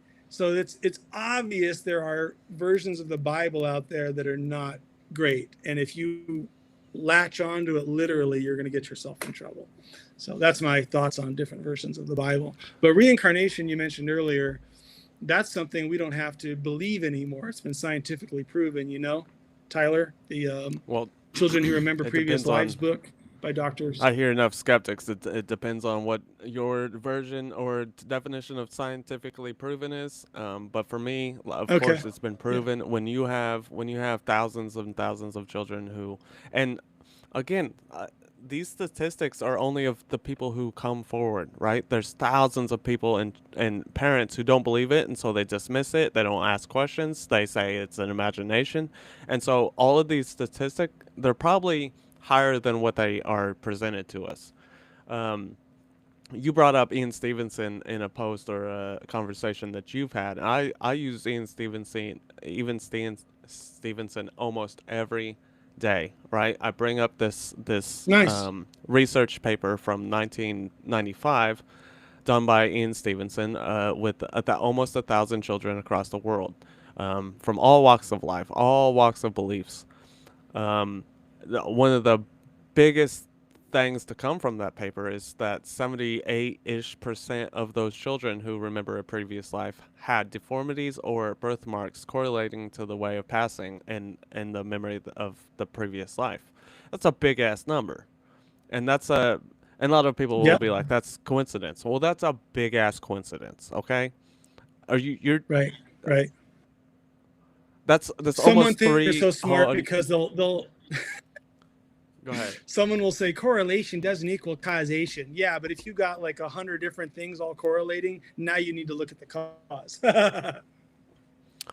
And then on top of that, you have past life regression, right? Is another thing. These people are pulling I haven't this out gotten of deep into the that supers. Yet. Oh man, you need to. One of my favorite books. So Okay. I have 3 books that every person who wants to dig into, if the Bible doesn't sit right with you, I have 3 books that every person should read. The first one is Life After Life by Raymond Moody, right? The second book is Journey of Souls, and that's Life Between Life Regression. Journey of Souls is the Bible for me. That is my go-to book. That Cool. is Life Between Life Regression. Nice. And then my second book to understand reincarnation is something from Brian Weiss. Whether it's his first book, Many Lives, Many Masters, but my favorite book is Oh yeah. Same Soul, Many Many Lives, Bodies. Many Masters sounds really good. Yeah. You mentioned the children with the birthmarks real quick on that note. There was a kid, I think Vinnie Tolman was telling me, this kid was murdered in one life with like a hatchet to the forehead. And he was reborn in his next life with a red birthmark right there on his forehead that was like in the shape of a hatchet cut. And in the new life, the young boy was at speaking age, like 3 or 4, and he contacted, I'm not making this up, you can Google this. I forget the kid's name right now, but I featured it in one of my videos, like a little infographic. And the kid is like, no, he could lead the police. This is the guy that murdered me, because that guy was still alive. And the kid was reborn, showing the authorities where the murderer was. And when that happened, they're all talking to the kid that murdered like 10 years before. The murderer is now just like breaking down in tears because he couldn't believe what was happening, and he confessed to the murder. Now, if you can't wrap your head around reincarnation after that, I'm sorry, but you don't have a double-digit IQ. We're logically showing you how this works, and the story is in the news. So I wish I remember this kid's name right now, but this will probably be a video I make specifically when I do my Creator Insights series on my channel. I'm going to do a Creator Insight on the topic of reincarnation, because it's also in the Bible. Jesus talked to Nicodemus about being born again, but we misconstrue that to say, oh, you're just praying a prayer to have Jesus live in your heart, which is well and good, but it's not what Jesus was talking to Nicodemus about. They were literally talking about going into the belly another time, which is reincarnation. And then you have John the Baptist, you know what I'm saying, about to say, Tyler, John the Baptist being the reincarnation of the prophet Elijah. But it's in the Bible, but our pastors are trained to not teach us this. And Dr. Eben Alexander had a very good explanation as to why reincarnation was taken out of theosophical thought. So it's fascinating. To bring up the Bible again, I wanted to share a key piece of something that two really cool things came from this experience, and I wish I knew his name. But one thing was when he shared what I'm about to share, my immediate thought went to the Bible and interpretation, right? Interpretation and perspective changes everything. So for him, he was told, life is about love, life, all of this stuff. And he was told by his guide or Jesus or whoever it was, I can't remember, but he was told this quote. And it is that where 2 or more gather, there is love. What's the Bible say? Where 2 or more gather in my name, I am there. Well, I am there with you. This, and then God is love. I don't. Yeah, right. 100%. So I have this whole thing. I have a shirt. So God's for it. actually here. God's here, but digitally speaking between us, right? Because God is love, right? God is the energetic force of emotional love, right? Literal, unconditional love. So where 2 or more gather, there's love. Whether, and this Mark, one of my recent podcasters, talked about no matter whether it's fighting or hate or whatever, it's still some form of love, whether it's self-love Mhm. or so energy again is from on a frequency love to fear. Initially, it's just all love, whether it's self-love or love for something else to protect something else or love for your next person. So whether, because my thought was, well, where two or more gather, there's love.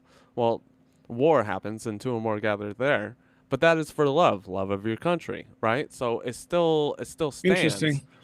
And if I have this whole thing and others can apply this to their lives too, if they don't, if the Bible or religion doesn't sit right with them. We talked to all near-death experiencers. They will all tell you, because one of my questions is, what is your definition of God? And they'll all tell you love. Like love was it.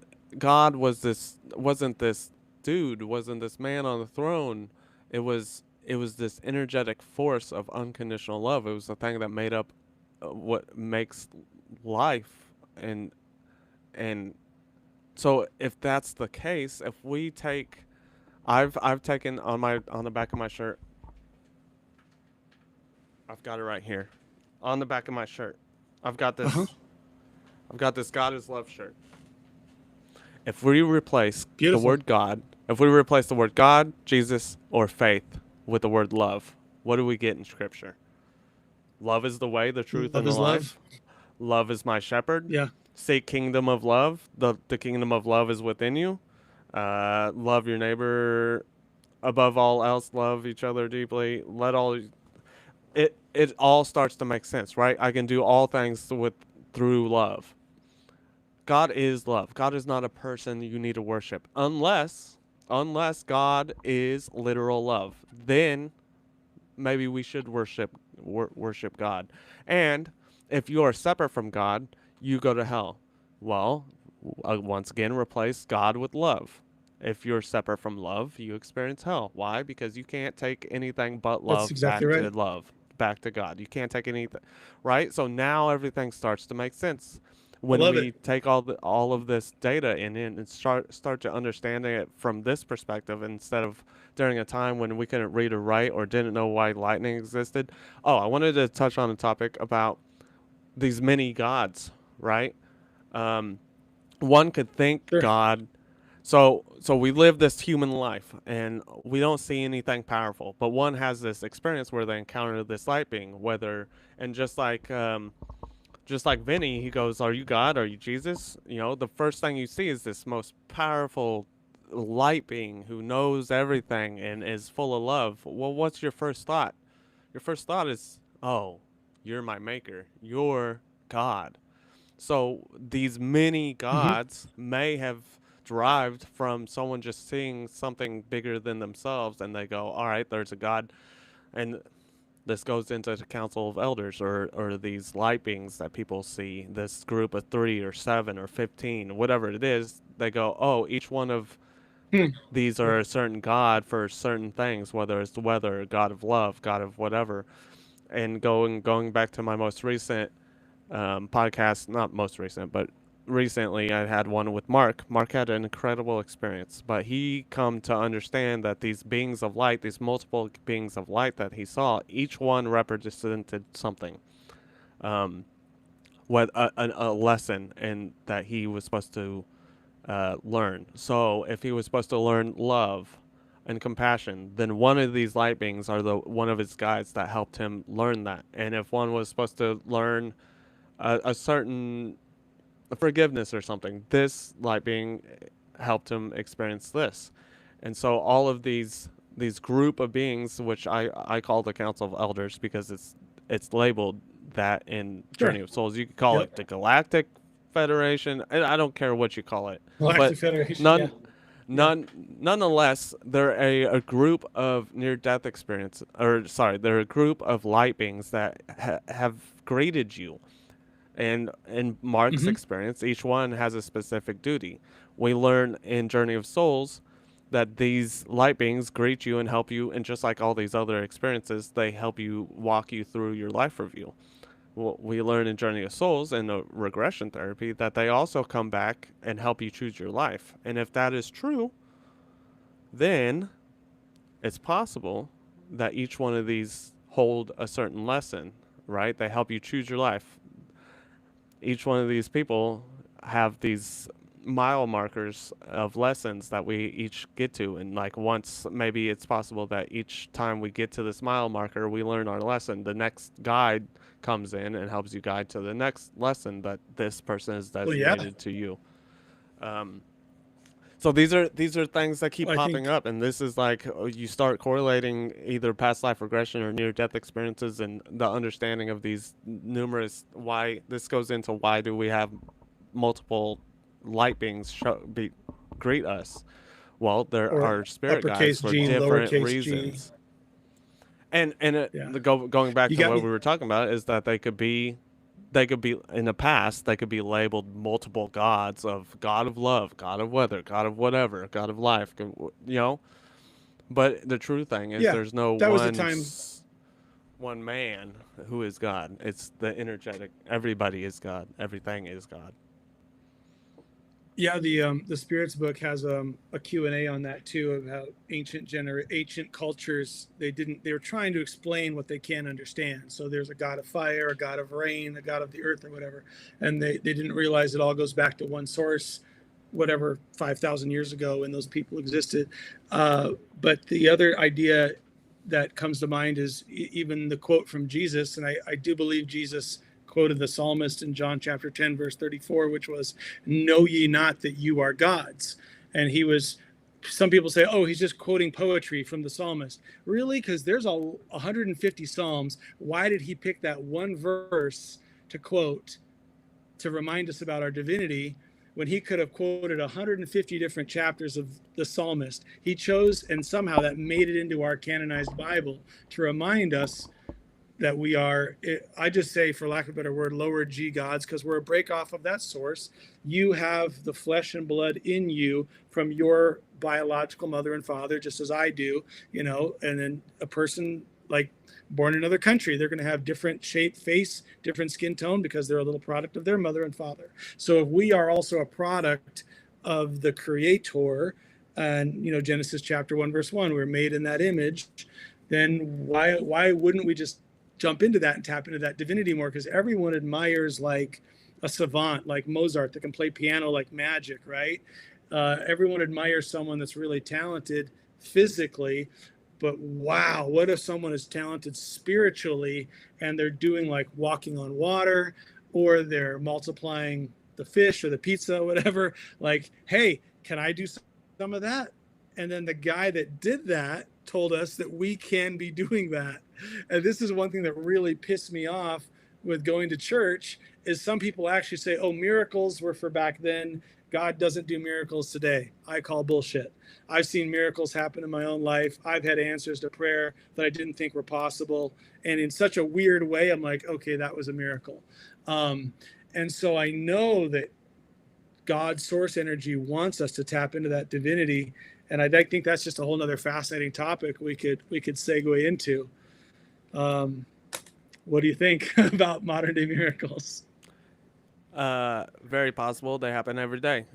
Sometimes people overlook them also. Miracles happen every day, right? Life is a miracle. So miracles happen every day. How does one get cured from cancer after having a near-death experience? Anita Morjani. How does Evan Alexander? How those are all miracles. How do people?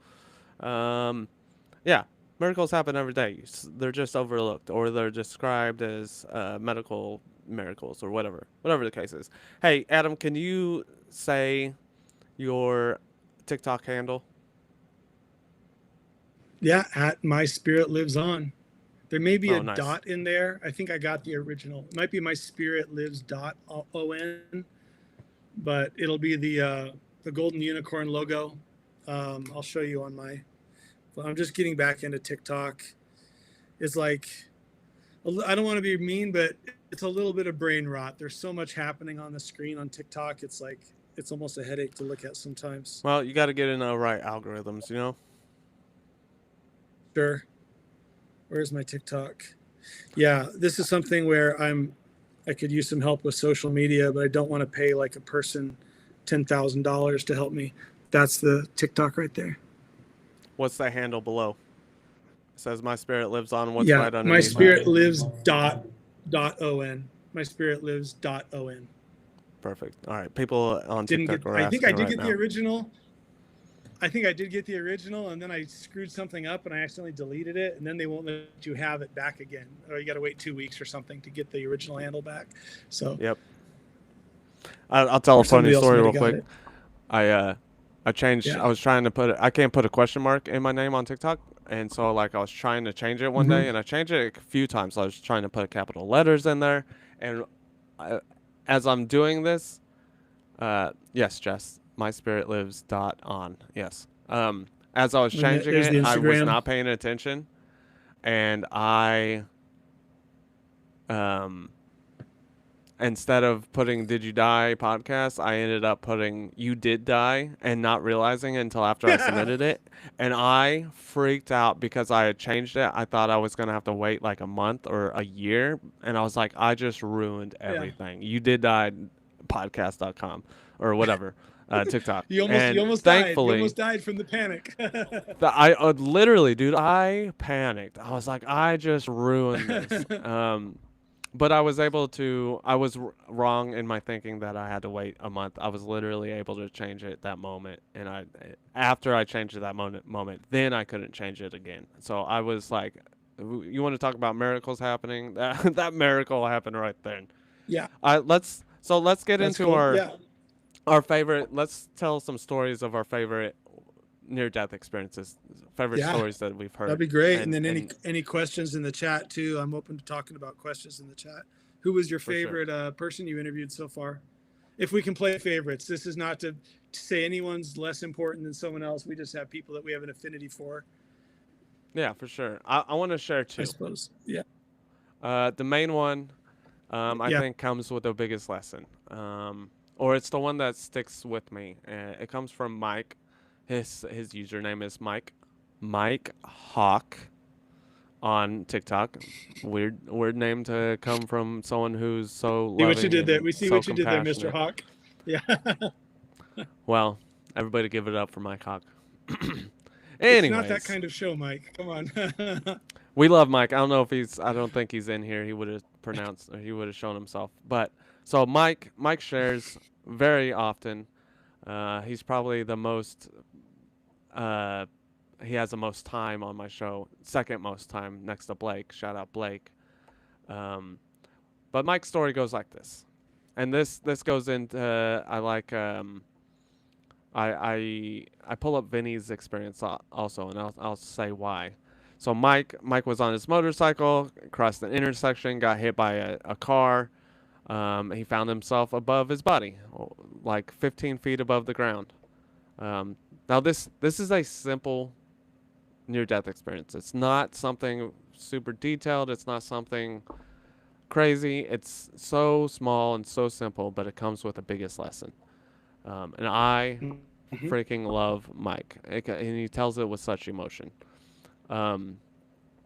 So he gets hit. He finds himself above the body. He doesn't recognize his body. And Mike's theory is the reason why he didn't recognize his body and why a lot of people don't recognize their body is because all of us have never seen our bodies in the 3D. We've always seen it on a screen or in a mirror or on our phone. It's always been 2D. We've never seen our bodies 3D. And that's his theory as to why we don't recognize our bodies. But just like Vinny and many other experiencers, we can almost like predict what someone's going to say based on this. He doesn't recognize his body, but he starts to recognize his helmet, just like many people might recognize something that connects them back to their body, whether it's a wedding ring, or it's a scar or a birthmark or whatever. They don't know it's them, but he noticed the helmet, and then he realized, oh shit, that's me. And just like Vinny, the moment he goes, oh shit, that's me, the rest of the near-death experience takes place. For Vinny, his life review started immediately. For Mike, the moment he goes, oh shit, that's me, he shoots up in the sky, supersonic speed, faster than the speed of light. You could say the speed of thought. Where he finds himself. Now Now, to go back, Mike is an atheist. He doesn't believe in God. In fact, if God exists, he hates God. He's semi-racist That was towards a certain before his NDE. Bef- He had all those right. Okay, yeah. Before. All right. He's kind of semi-racist. He has this, he has some trauma from like a different race. Mike Sure. is Mexican, but he has a certain hatred towards a certain race because of personal things that had happened to him in previously. So Mike, we can just say Mike's so racist. Well, I love Mike though. Listen, Mike's a great guy. Mike's so racist that doesn't believe in God, and if God exists, he hates him. Darts off into the sky. Prior right? to the moment NDE. he sees, prior to this, he sees his body. He goes, "Oh shit, that's me." Zooms into space, where he finds himself in his all-encompassing light, in front, at the feet, however you want to describe it, in the presence of an unconditional love. The only way he can describe this presence is this is God, and God speaks to him. His whole life starts to play before him, right? From in reverse, from the moment he got hit by, from that moment backwards to the time he was a baby. And he got, just like many other people, he got to see his life through the eyes and emotions of everyone he ever interacted with. And then he comes back, and God tells him it's not yet your time. You got to go back. And just as fast as he went up to God, he falls back to earth and he slams back into his body. But the most profound part of this is the two major things that came from that life review. He came back and felt as if, now he felt like the love of God and the praise that he got from doing these things as he relived them. But he came back with this knowing that he was brought to this life. He's living this life solely to just do these things that I'm about to say. And one of them is to hold the door for somebody. He felt like the purpose of life and what he does with his life was simply just to hold the door for another person. And that is something profound that came from his life review. The second profound thing that came from, and he felt the love and gratitude from doing this action, was he came back, or he was in a movie theater. He was leaving the movie theater. He almost exited the front doors when he had this thought to go back and pick up his trash from inside the movie theater and throw it away. So he went back and picked it up from underneath of his seat and threw it away. And he felt the love and the gratitude and just this massive ripple that came from having that compassion for somebody else who may have to clean that up later. And so this whole profound thing is that he came back to this earth, back to this life, with the sense that his only job here was simply just to hold the door for somebody or pick up your trash. And I love the way he puts it. Because it's compassion for the next person. It's sharing love. It's doing these things. And Mike went through this. This goes into this depression thing. As Mike went into this. And he recently, as of like last week, got told by a therapist that he had his own PTSD, basically. It's a reverse PTSD, where he went from something so loving, so euphoric, back to this grayscale world, that it was hard for him to... He went through this 30 years of depression. It was hard for him to come back to life and live the life that he was. And he only recently... got diagnosed with this PTSD, reverse type of PTSD, but it wasn't until almost 1 year ago. It's 2:22 p.m. currently, FYI for anybody. He came back with this depression that lasted 30 years. He didn't know what he experienced or why he experienced. His mom eventually gave him the book Life After Life, which helped him understand that, oh, these people experienced the same thing I did, whatever, but he was still depressed, hard to live life, until he came across a few TikTok lives like mine, where he went to a therapist who was like, Mike, like, you have to tell people this. Like, it's important for you to tell people your story, and it might even make you feel better. Like, your purpose is to share, I think. And so that's what he started to do, and Mike gives me praise all the time, and I don't like praise. But Mike's like your platform Yeah. helped my life. Like it helped. Like my life started to change once I let go of that depression, when I started sharing on platform like yours. And like I said, he hasn't done podcasts before. He only really shares on these live streams. And I've told him, like, this ripple of him just sharing his experience. I think about Mike every day. I think about Mike every day. Mike influences my day Wow. every day. When I go through a door, I hold it, right? And this is because Mike Wow. has talked What's about his the last name? importance. I don't know. I do know he's bought several books. Okay. I'm not gonna give it out right now. Okay. But I also can't remember it. Okay. But I think about Mike every day, and everybody in my chat thinks about Mike every day because they've heard Mike's stories so often. I guarantee they think about Mike every day, and they hold the door. They go, not WWJD. Not what would Jesus do? What would Mike do? Would Mike hold this door open? And I think about Mike all day. Sure. When I go hold the door, and there's a freaking guy halfway across the parking lot. I'm like, dude, would Mike stay here and wait for this guy that's half a mile away to hold this door, or do I just keep on going? Like, I want to hold the door for this person. I want to make him feel loved. Do I hang out and wait, or Yeah. So Mike sharing his story is so profound for the rest of the world, because we got people from all walks of life, from all over the country, listening to his experience, and now thinking of Mike and holding the door, or picking up your trash in a movie theater every day. And Mike has such a massive ripple that I don't think he realizes he does from sharing his story. And this goes for a lot of people who should be sharing their story, is that every time I hold the door, I think about Mike every day, because I hold the door for whoever is behind me. I think about Mike. Yep. I think about Mike when the door shuts from the person before me who shuts the door or doesn't hold the door for me.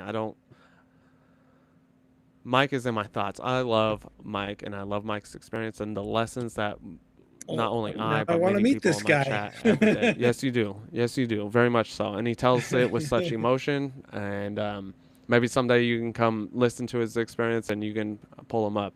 But not before I put him on my podcast. I'm telling you, like, he shares maybe once a week or whatever, and it's the same story. It's the same emotion. It's the same. That's just one. I'll let you share one, and I want to share one more. Sure. Yeah, let's each share two. That'd be great. But before I share, you just interviewed a guy. You hit like 18K views in a day or two with the guy with the neck tattoos, and he jumped on the car, got shaken off the car, and his leg was all messed up, and then someone choked him out. That guy, I would love to interview him. Shane, is that right? Yep. Interview him. His contact is in the description. I would love to interview hit him up. I saw that. I got to find him on TikTok, I think. Anyhow, it's so hard to pick a favorite because a lot of these people are humbly, kindly sharing their testimony, and you feel a sense of love for all of them. And it almost feels, I'm not a parent, I don't have any kids, but it almost feels like I got to say I have a favorite child. Aaron Green comes to mind because he was genteel and kind enough to be the first person I ever interviewed. I've had a few people tell me they didn't want to be on my channel when I was just starting out. And one woman told me she wouldn't be on it. And I felt like it was just because I wasn't big enough yet, but they wouldn't say that. And I asked them the reason. I'm getting off the topic though. There's so many names that come to mind. I was nervous before interviewing Dr. Eben Alexander because I'm like, it's a real doctor I'm about to talk to, but he was really kind and just so full of knowledge. I had to look up some of the words he used. Josh Foster was one of my best friends. He ate all the marijuana pancakes. It was kind of a funny NDE story. But I guess I'm going to go back to Aaron Green. I got so much knowledge from him because Aaron had his near-death experience as a 6-year-old boy. I think he stopped breathing when he was on a playground, but he had so many vivid memories of learning about these topics, from reincarnation to what happens with the suicide. And then he was also just humble enough to say, I don't know, if I asked him a question that he didn't know the answer to. And I remember one of the things Aaron Green mentioned is how like free will is so important. Um, and I remember it was the middle of January. It was cold out here. I have a big house. It's hard to keep my house warm. And so I just remember just trying to have a blanket on me and stay warm and talk to Aaron about all of his experiences. Did your screen freeze up? Can you still hear me? Oh, there you are. You were holding really still. Okay. Anyways, I think that really meant a lot to me to talk to Aaron. And then I realized a lot of other people are just open to sharing their stories. And a lot of these, they're just regular people. They're not celebrities, so to speak. Some of them might be getting famous in the niche of NDEs, but they're just humble, kind people that want to share. I will say some people I do want to interview. I want to interview Betty Godagno, if I can. I know she's extremely busy. I want to interview the guy you had with the neck tattoos. I'll look him up. So I guess there's people that are really intriguing to me that I want to talk to. Yeah, one of my favorites was Aaron. You have to give me a minute to think about another favorite. But go ahead. So one of my other favorites is somebody who's never shared. They shared on my live stream. Because they were labeled crazy the only one time that they did share. I want to answer Tammy's question, how often do you live podcast? I go live every day, mainly in the evenings around 8 or 9 Central Time on TikTok only. I only live stream on multiple platforms when we do these actual podcasts.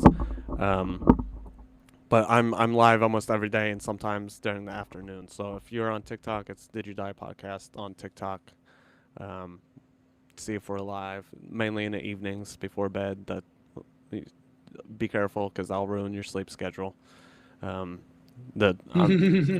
be honest, the live streams are addicting because you never know who's gonna pop up with the story you've never heard, and I'm about to share one that such a profound educational one. It just blows my mind. And she's only shared once. She's agreed to do a podcast, but I'm waiting for her to schedule it. She's also in I think she's in a recovery rehab right now, so she's probably waiting for that to be over or whatever. But for her, I'll share this experience real quick. There's many really profound things that came from it, just on her front. But she basically she lived a life of addiction. She OD'd. Right? When she OD'd, she found herself in front of 7 light beings. And I got the opportunity to share my thoughts on those 7 light beings, which I've already done. I have a crease in this book. This is the second book of Journey of Souls. It's called Destiny of Souls. I have a crease because I share this so often. I was able to share this council of elders. Again, this talks about the light beings in this similar area that many have experienced. Now, this letter D is where these light beings often sit at this table, and that's why they're labeled like a council, because a lot of near-death experiences often describe them as a council. Now, B is you, the experiencer, and C is typically your spirit guide. For her, so she's describing that she's talking about these 7 beings sitting at a table, and she's standing in front of them.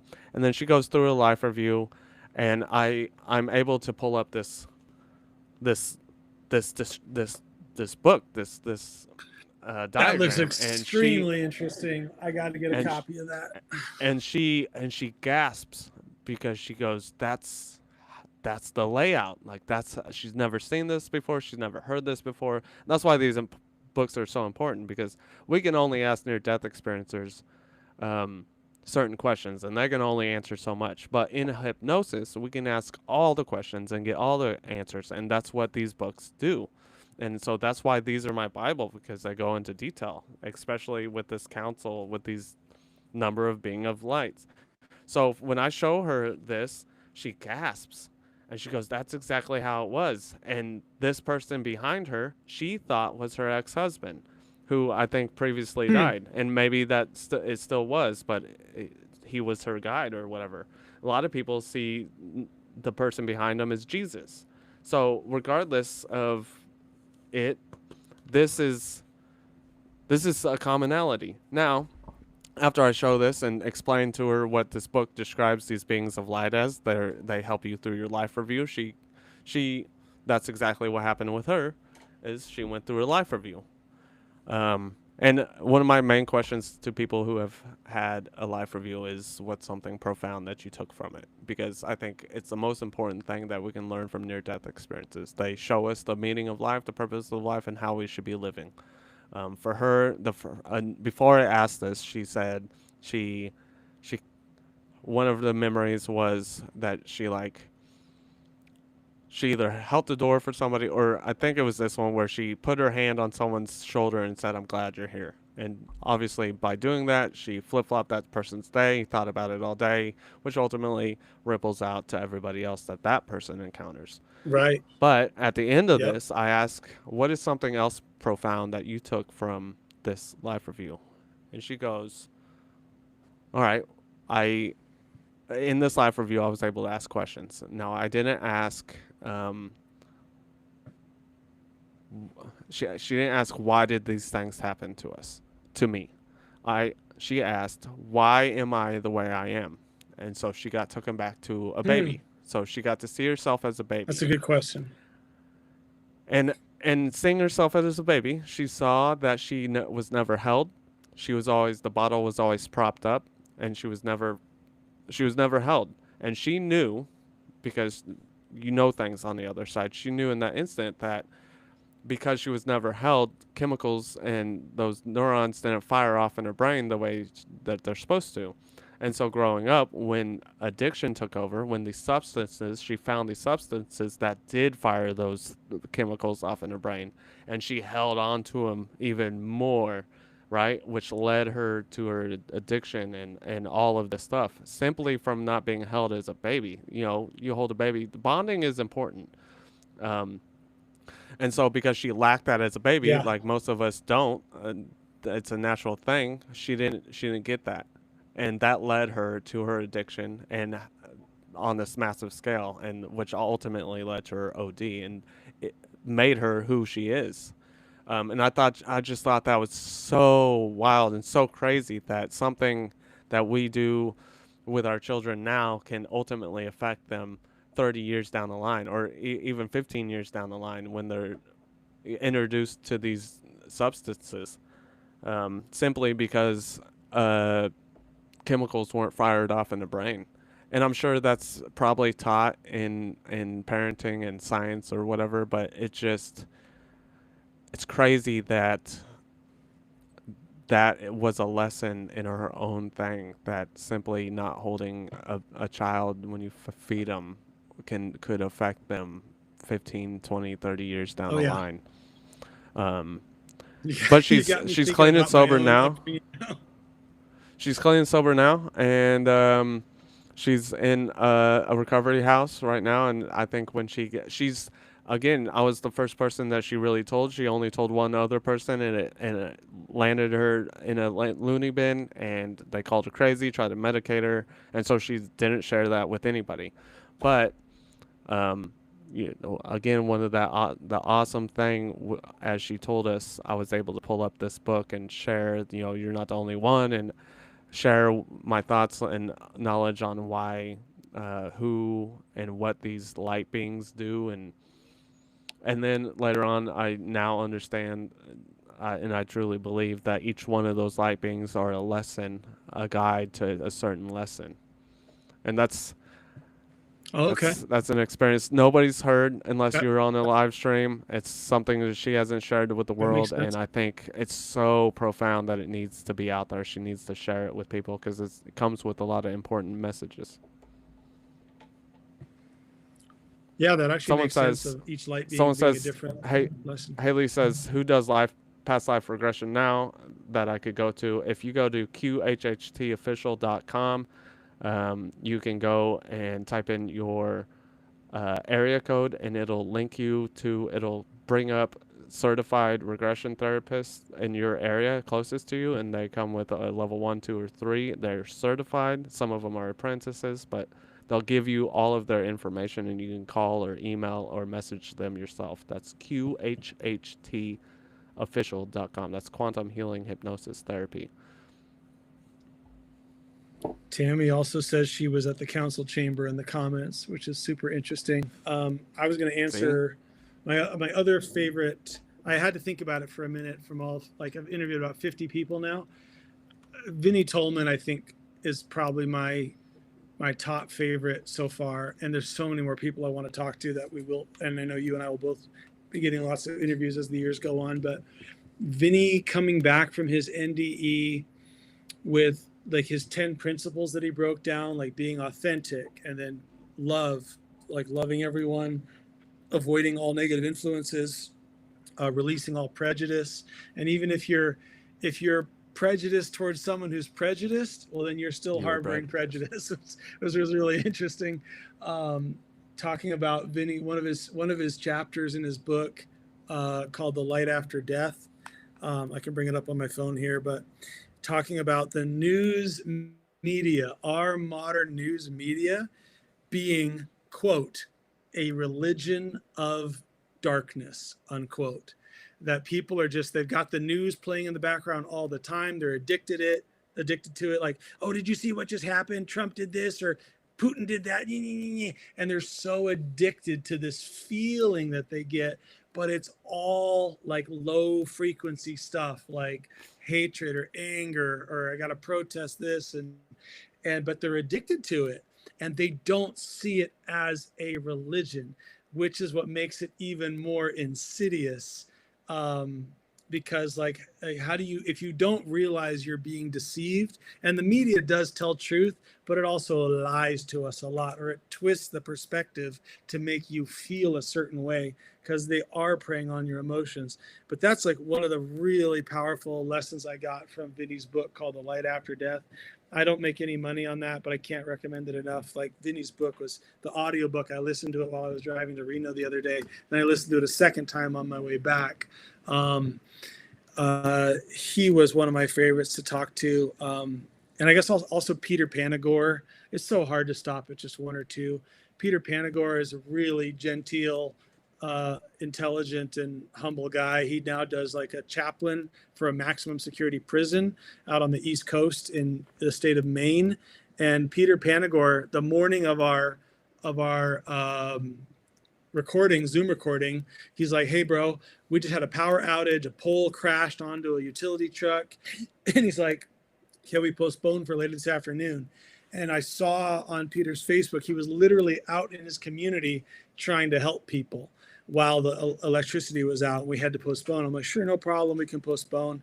And we actually didn't even talk about his NDE, because we just glossed over it, and we talked about other topics, which gave me this creative segment idea for my channel.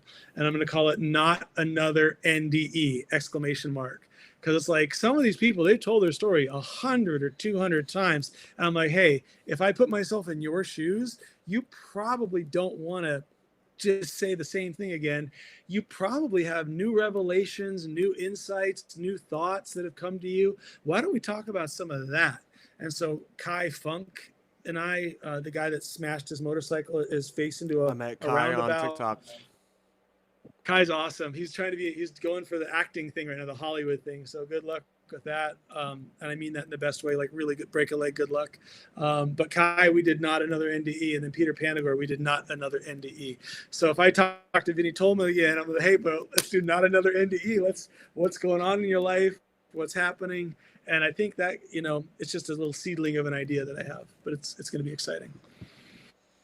Kai, I ran into Kai. I first saw Kai's TikToks, and I kept seeing him, and then one day out of nowhere he pops into my own life. I didn't follow him at the time. We didn't follow each other, but he found my live stream and popped in. I was like, yo, I know who you are. Oh, nice. I want to hear your experience. And so he came up and shared with us, and we had a great talk, and he shared multiple times, in fact. And I pop into his live streams because he does live streams also, and we bullshit in there though. But yeah, he's a cool guy. Has a lot of fun. Yeah. There's some things that I don't agree with, and it is what it is. But they're from opinions, not from experiences. But I like Kai a lot. I almost, yeah. I was going to ask you personally, Tyler.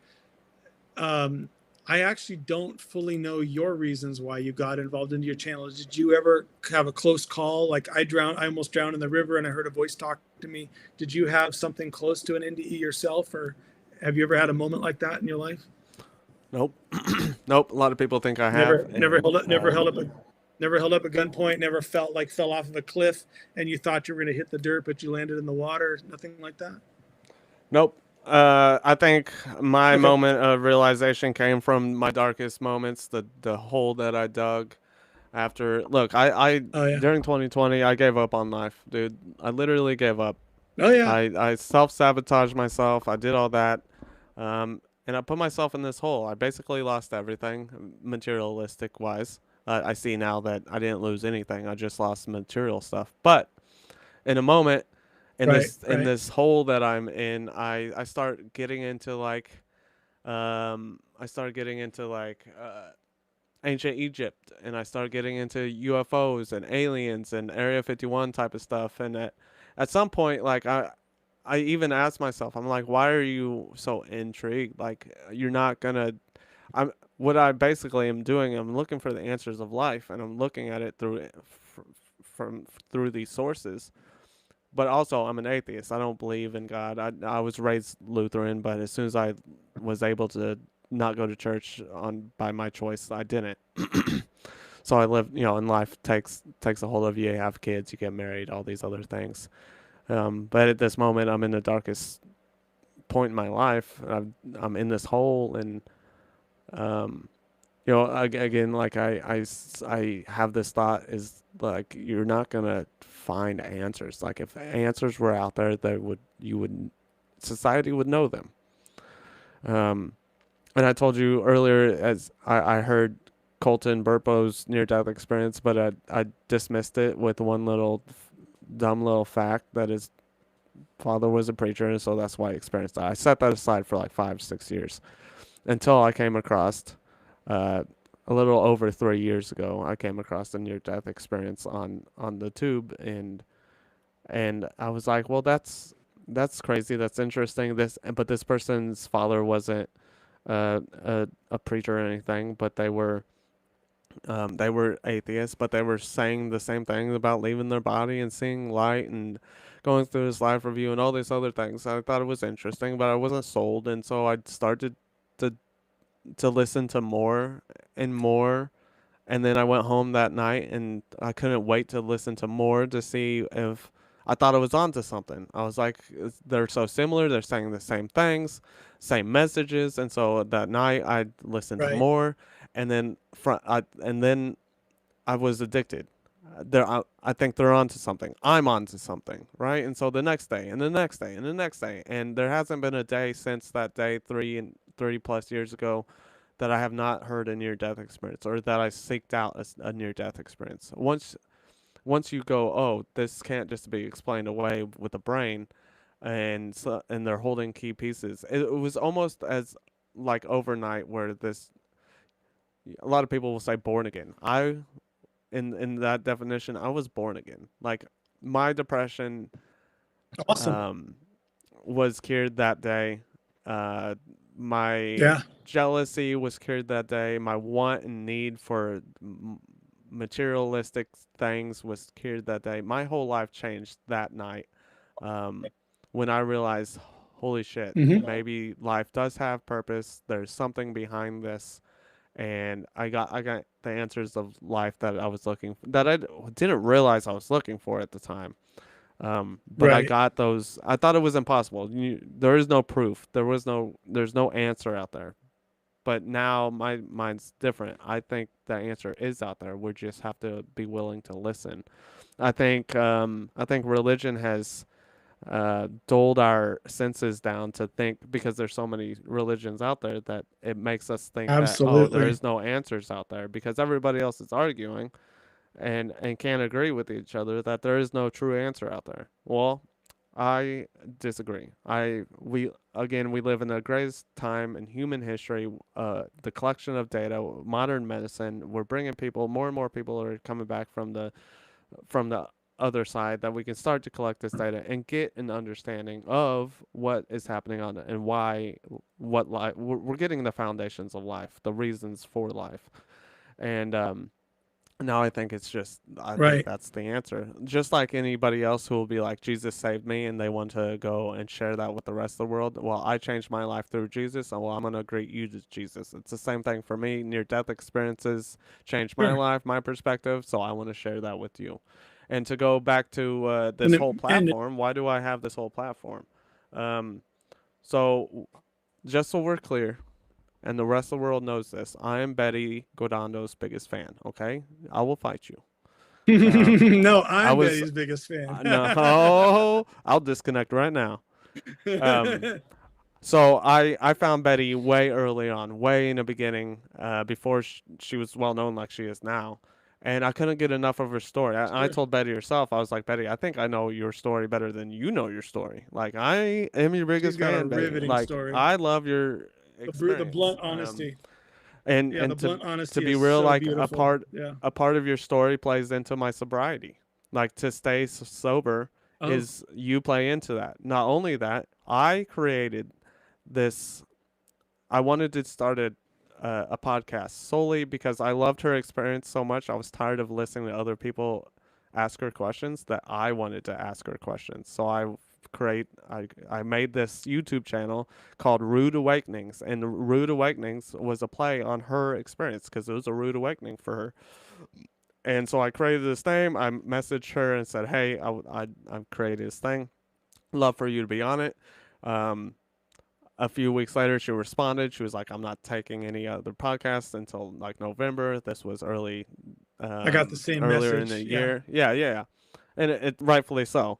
But I didn't fulfill. I didn't do it. I didn't create it. I didn't reach back out. I didn't do any of that. And years went by. A year went by or something. And then I truly And then I released this book, The Light You Are. And so Nice. I wanted to, even on the news, they were like, well, what's next after this? And I was like, well, I want to create a platform that did it for me. I want to do for other people, right? A platform helped change my perspective. I want others to find my platform and hear these stories. And so I created the Light You Are podcast, and I reached out to her again and was like, hey, can we do it? And she was like, yeah, I'm not taking anybody till November. I was like, all right, I'll wait. And so I had a bunch of other people on, and we eventually connected. In fact, she was like, reach back out in November. Well, I reached out early October. I was like, I just want to jump ahead of everybody else to that was to make last sure. year. Yeah. Yeah, that was last year, and I never posted it because it was mainly me just fanboying and telling her how much of an effect she has on not only my life but friends' lives that I send her Sure. experience to. And so, and half of it, my microphone wasn't plugged in, so my audio is trash. And so I really like to put quality stuff out there, and so I never posted it. I'll have her on again, and maybe we'll do it from this platform because it's now Did You Die podcast. But Great. yeah, so Betty had a big influence not only on like creating a podcast, but also my sobriety. And I also pull up her experience on almost daily about choosing our lives and why would we come here and to experience something like such as trauma. And one of her shopping pre-birth memories is really good example where she, each cereal box had homelessness and The housing heavenly and shopping mart. Like, I'm putting this in my life and putting that in my life. the abuse and love, everything had duality, and then the soul of the abuser came out, and she realized that she was so in love, they were so in love with each other that they agreed to play these parts in each other's lives. For the ultimate soul growth. And so I love Betty. I use her example all the time for like pre-birth memories and why would we choose this. And again, that's hard to, tell people, is that we chose some of our traumas. But Look, I'm just It is hard. I'm just sharing these experiences, which all say the same thing. And if they're all saying the same thing, Well, maybe have you ever heard? they're onto something. Yeah, it's like if you ever have a conversation with somebody and like the topic of life in general comes up and someone says the words, you probably heard this before, but like, I didn't choose this life. And you're like, wait a minute, I can show you, yes, you did, but you got to follow me. Because a lot of people, they get angry and bitter and they're like, man, life sucks. I didn't choose this. And it's so interesting because I do remember being at like it's a positivity seminar or something like Landmark or something like that. And somebody was saying like, you are sitting in the chair right now because it's exactly where you want to be. And this is the life you chose. And I'm like, it kind of hit me funny. And I'm like, I didn't want to believe it at first. And now after all this research on NDEs, I'm like, oh yeah, this is the life I chose. And that can segue into like, this concept I got from a business guru guy, Ty Lopez. You probably heard of Ty Lopez, but he talks about, he's not super duper famous, but he's kind of like a mini Tony Robbins. But Ty Lopez says one of the secrets to life is playing the hand you were dealt as if though it was the hand you always wanted. So I extrapolate this and I say this is a great way to live life is if you psych yourself up and you're in, let's just say you're in a poker game and you've got like the worst possible hand, like a 2, 3, 4, 8, 9 offsuit or something like that. You can't get it straight, you can't get a flush. It's literally the worst poker hand you could have been dealt. You can still bluff your way to victory. You can still win at the poker game, and you apply that to your life. Maybe you were born in a gutter. Maybe your parents were crack addicts, or like Betty Godagno, or both of her parents committed suicide and left her alone, so to speak. You can still psych yourself up every day and say, I'm going to live this life to the best of my ability. I'm going to remain positive. I'm going to count my blessings instead of starting my day with negativity. And I did this for the first time in a long time the other day because I still get the woe is me sometimes. I live in southern Utah. For those that don't know me, I went from what I call ride share to riches, but don't assume I'm a millionaire. I just saved up a lot of money doing ride share. Then I paid off the overdue taxes on a family property out here by the lake, and I started fixing it up. And I'm just like, why do they build it this way? Why do I have to fix this thing? We got a leak in every single apartment on the roof. It was so frustrating. And then part of me is like, no, wait a minute. This is like what they call a mixed blessing. You have an asset. You have something you can make money on with Airbnb. You can meet people from all over the world. And so it was just a matter of psyching myself up and saying, this is my poker hand, and I'm going to play it as if though it was the hand I had always wanted. And if you do that in your life, everything starts to change. And you actually realize you're at, for lack of a better expression, the poker game of life. And you might as well play to win. Don't play a game to lose or just to do okay. Play it to learn, but actually there's another way to look at it. Sometimes you win, sometimes you'll learn. So don't think of it as losing and eliminate the F word from your vocabulary. Like, I don't care if you cuss, but eliminate failure from your vocabulary. Because a lot of these people that come back from their NDEs, they will basically say you can't really fail. You can only learn and grow. And even if you had a really crappy life, maybe you joined a gang and you killed people and you went to jail for 20 years, you can still learn and grow from this experience. And we talked about how reincarnation was scientifically proven earlier. You get to come back and you get to learn some new lessons. And that's the exciting part of it, which then leads you to realize, well, wait a minute, if I got to live this life no matter what, I'm going to live it in a way that I'm happy, but not so much selfish happiness, but a happiness that spreads out to others. Like Tyler, you made that really good video the other day where you're like, just remember this, like give someone a kind word. I don't remember verbatim what you said, but that was really powerful, and that'll have a ripple effect too, you know? Do something kind for the next person you interact with, because for every one person you interact with, you affect the rest of society. That is not an opinion. That is a fact. The energy doesn't die, and it's science, bitch. And, quote speaking that of I always which, say. yeah, share this video out. I mean, that's a ripple effect right there. I mean, we only have maybe 10 people in here, but people will come and watch this after the fact, and you might have helped someone you had no idea that you were helping. And yes, I do want to grow my channel. No, it's not all about the numbers for me, but you know, This is something I think you could call it like spiritual capitalism, which is a concept from Danny and Brinkley's books. You've heard of Danny and Brinkley, right, Tyler? The guy that got struck by lightning. Okay, yeah, you know. Yeah, perfect. So that I haven't read that one yet, but I read it. Peace of Oh Light, boy, you better get part on 2. that. And I got to get on the original, but I read part 2 and part 3. I read already. this in a day and a half. Part 3.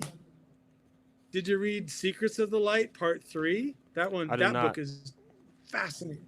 Okay, so I'll tell you, I gotta read number. You should mail me your books, and I'll mail you my books. I bought this for $1.50 on Amazon used. It didn't look like this prior.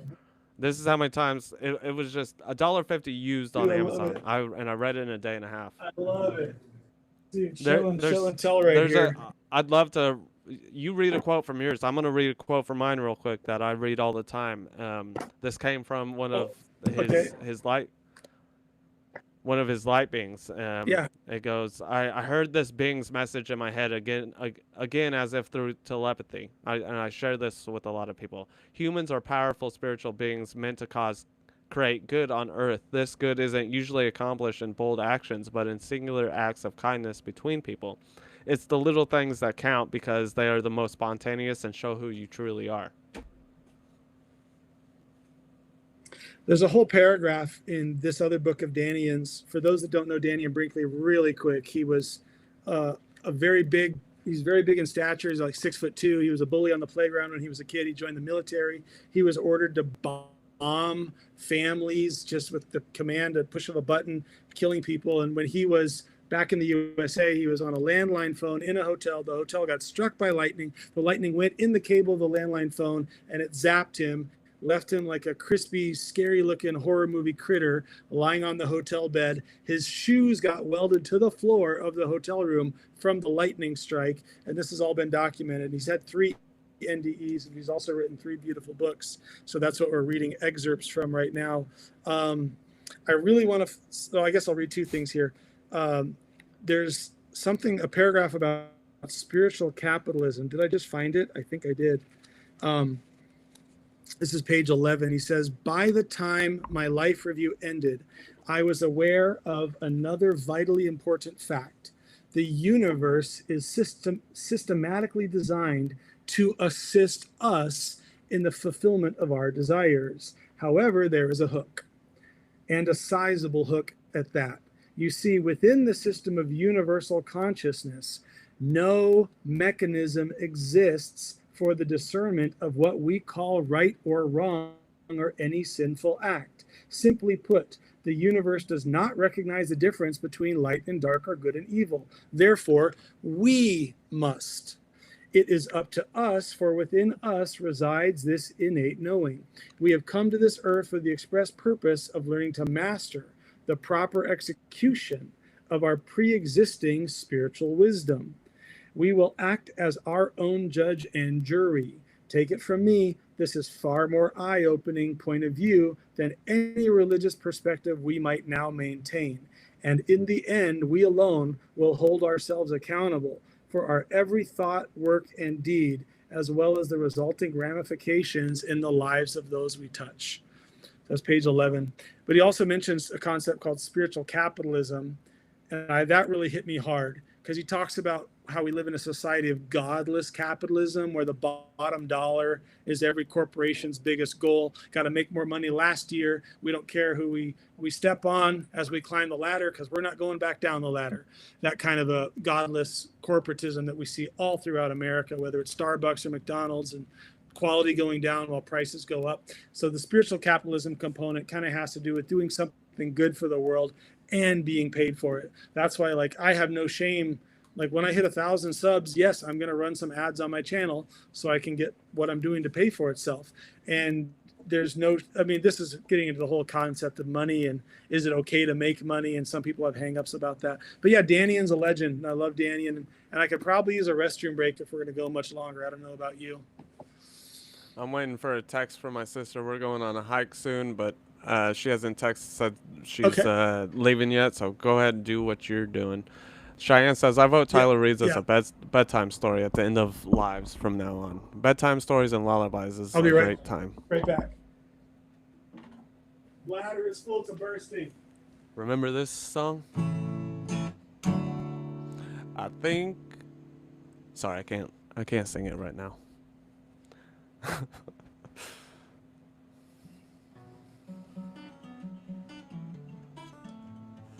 How many people over here on YouTube? 7 people on YouTube. Listen, YouTubers. Haley, I got your message. I got your email. I was trying to read it, but also listen to Adam. It's been stuck.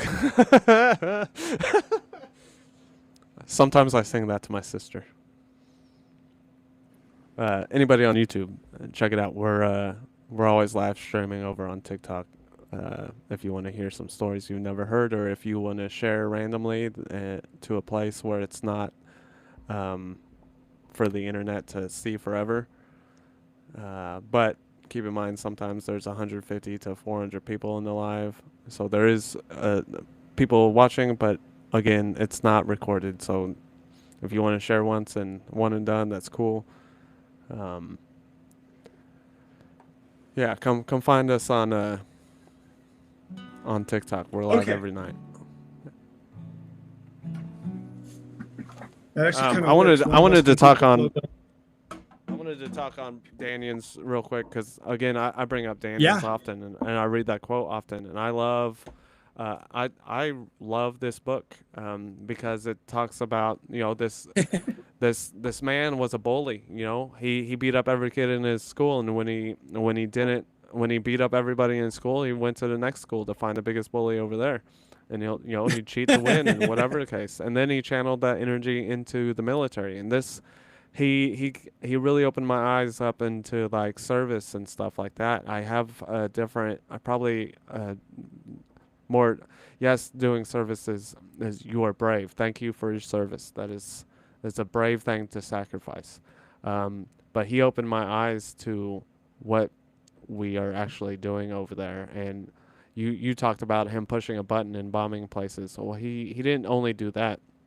He was a marksman. He was a sniper, and he took out heavy, well-known military people. But in his life review, I would actually first of all, sorry, go ahead. In his life review, first of all, he got to see all of the there's a delay.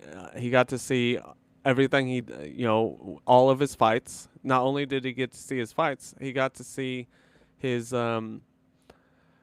when you beat up a kid, that makes the kid sad and goes home. He got to see the ripple effect from just beating up this one kid transfers over. So imagine this, you beat up this kid goes home sad, and then the parents at night are like, well, why is my son sad? What did I do? Now the parents are affected by this.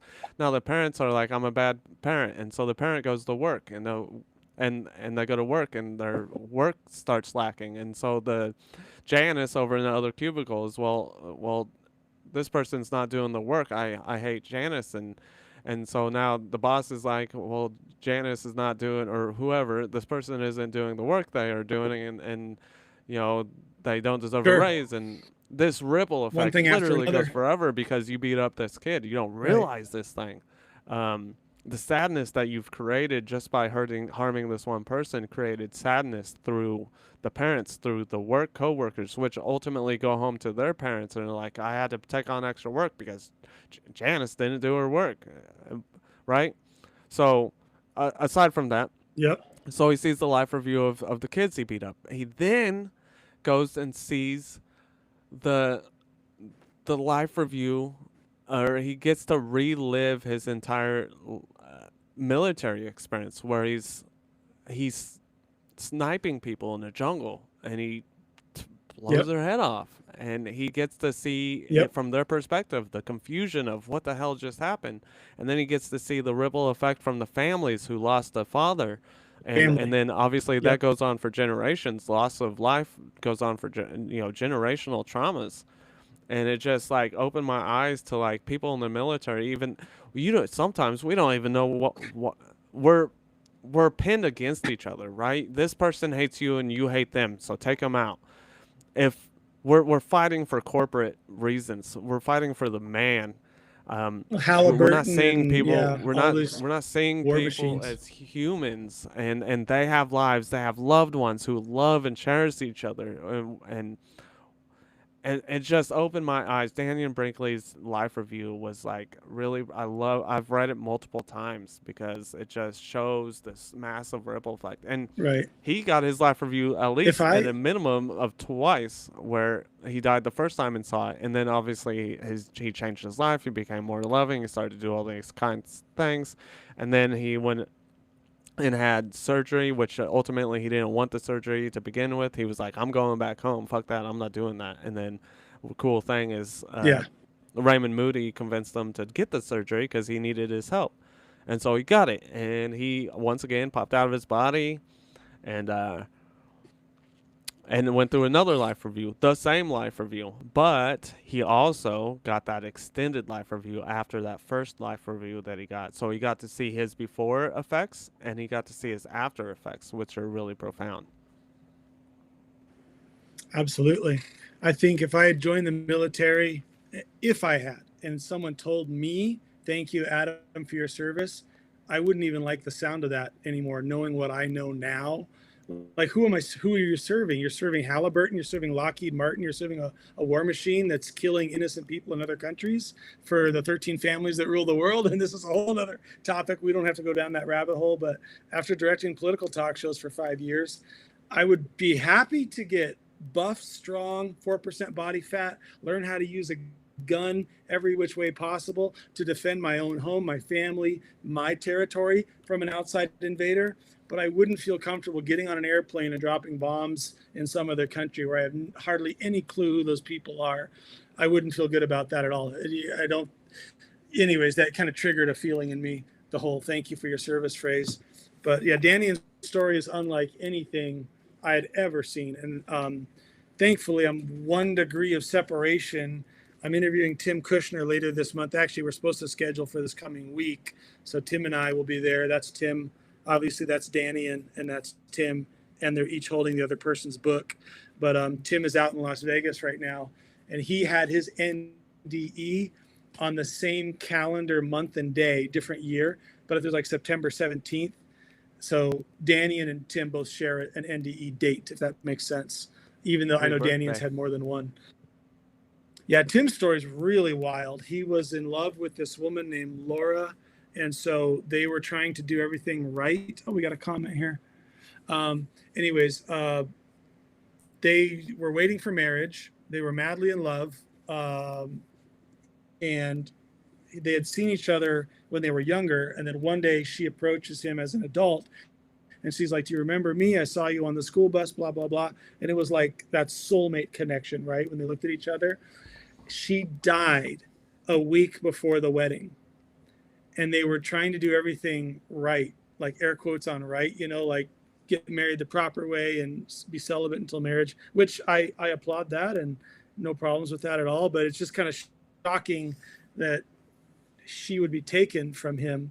And then he gets the hantavirus. He was like drinking a drink with mouse urine that was like on the cap of the Coke can, whatever. And now he's in the hospital and he's angry at God because he's like, God, how dare you take me out with mouse piss? Like, this is how I'm dying, really? And he's in his hospital bed cursing at God, saying, I'm going to punch you in the face when I get to heaven, God. And then he leaves his body, and who's there to greet him but his dead fiance in spirit form. And she's like, just chill out, dude. Like, we heard you're angry at God. Just chill out. You're going back and you have a mission. And he was like, what's my mission? And she tells him, you know what to do. You always have. And that's like a common theme in this book, that here we are with our tabula rasa, our blank slate, and we're learning to connect to our spirit guides. We're learning to connect to God, learning to tap into Jesus a little deeper than the average person does, and then get these spiritual gifts and live our life purpose that we're supposed to be doing, even though it's like you're playing, I go back to Legend of Zelda, you're just learning how to use the controller, up, down, left, right, BA, select, start. You're just learning how to even play the game before you pick up your first sword or you learn how to slay a dragon or whatever. So it's really fascinating. I love this stuff, and I think I'll be doing this the rest of my life. I agree. Another good one. If you can interview Grace Babolka, she died while pregnant. Couple pregnancy NDEs. Crystal Faith, she was another good one. Tyler, earlier you were talking about like mapping out the afterlife with that Council of Elders.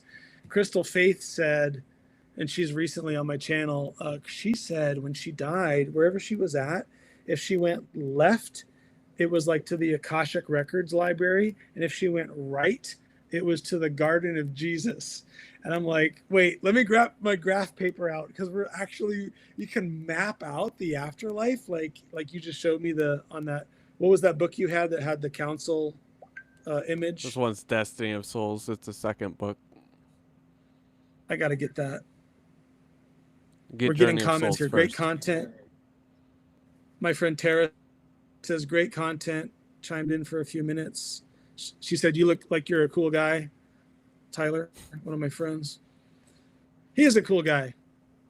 Tammy said, Did You Die, and subscribe to Tammy said, you might just be the guy who finally gets me to download TikTok. Listen, we'd love to have you over on our platform.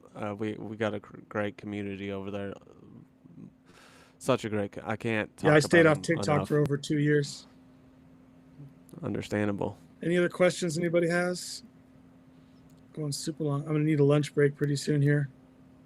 Hey bro, you're at 1.51K. I would love it. Shameless self promo. If you like Did You Die, also subscribe to My Spirit Lives On, just like it sounds. I don't know how many followers Answering you the got questions last of night, life. but we had about 70 people in the chat last night, which or yesterday afternoon when you were messaging me. While I was reading them out loud to the chat. I said, I'm asking chat right now. You're like, Chat GPT? I'm like, no, my live stream chat. But I told him about your platform and told him to go follow you. Thanks, on your platform. Adam, what is your name on TikTok? It is myspiritlives.on. Myspiritlives.on. Yeah. And then it's myspiritlives on YouTube. Look for the golden unicorn there. I really like unicorns. I don't know why, but that's my logo right now. I want to give a shout out to my girlfriend Mecklany. She just tuned in. She's one of my biggest supporters. I love her so much. Hi, Mecklany. She just woke up from a long nap. So we're down to 6 live viewers. If I would hope we get some people sharing it out. Otherwise, I think it might be time for a lunch break. We could get back on another day together. Well, we got 37 over on TikTok. TikTok restricted us from the beginning. We got restricted from the very beginning for unoriginal content. Your little shadow band over there? Yeah.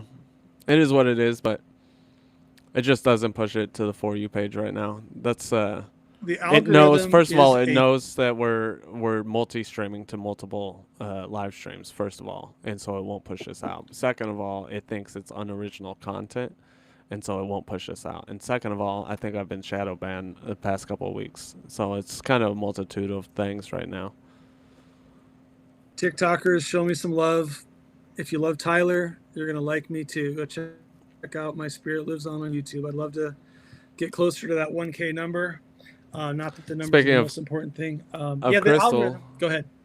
Crystal started, I was able to encourage Crystal to go live on TikTok too. So the other day we talked for like an hour about how to do it, but she did a live past life regression a couple weeks ago. Oh, she did. Cool. I want to see that. I was only able to catch some of it, but no, for somebody. But she had a great thought: is do these past life regressions live, and as the audience can play into it as like investigators, so they can go look up these towns and these places that people are describing and stuff, and people they were finding really close things. And I wasn't there for the whole thing. I had to go, but she's done multiple now, I guess. I talk to Crystal often, and we'll see Crystal at the IONS conference also. That's awesome. I have a podcast with Crystal probably a year ago. It's never posted. It was at the time it was one of my longest podcasts, but again, it never got posted.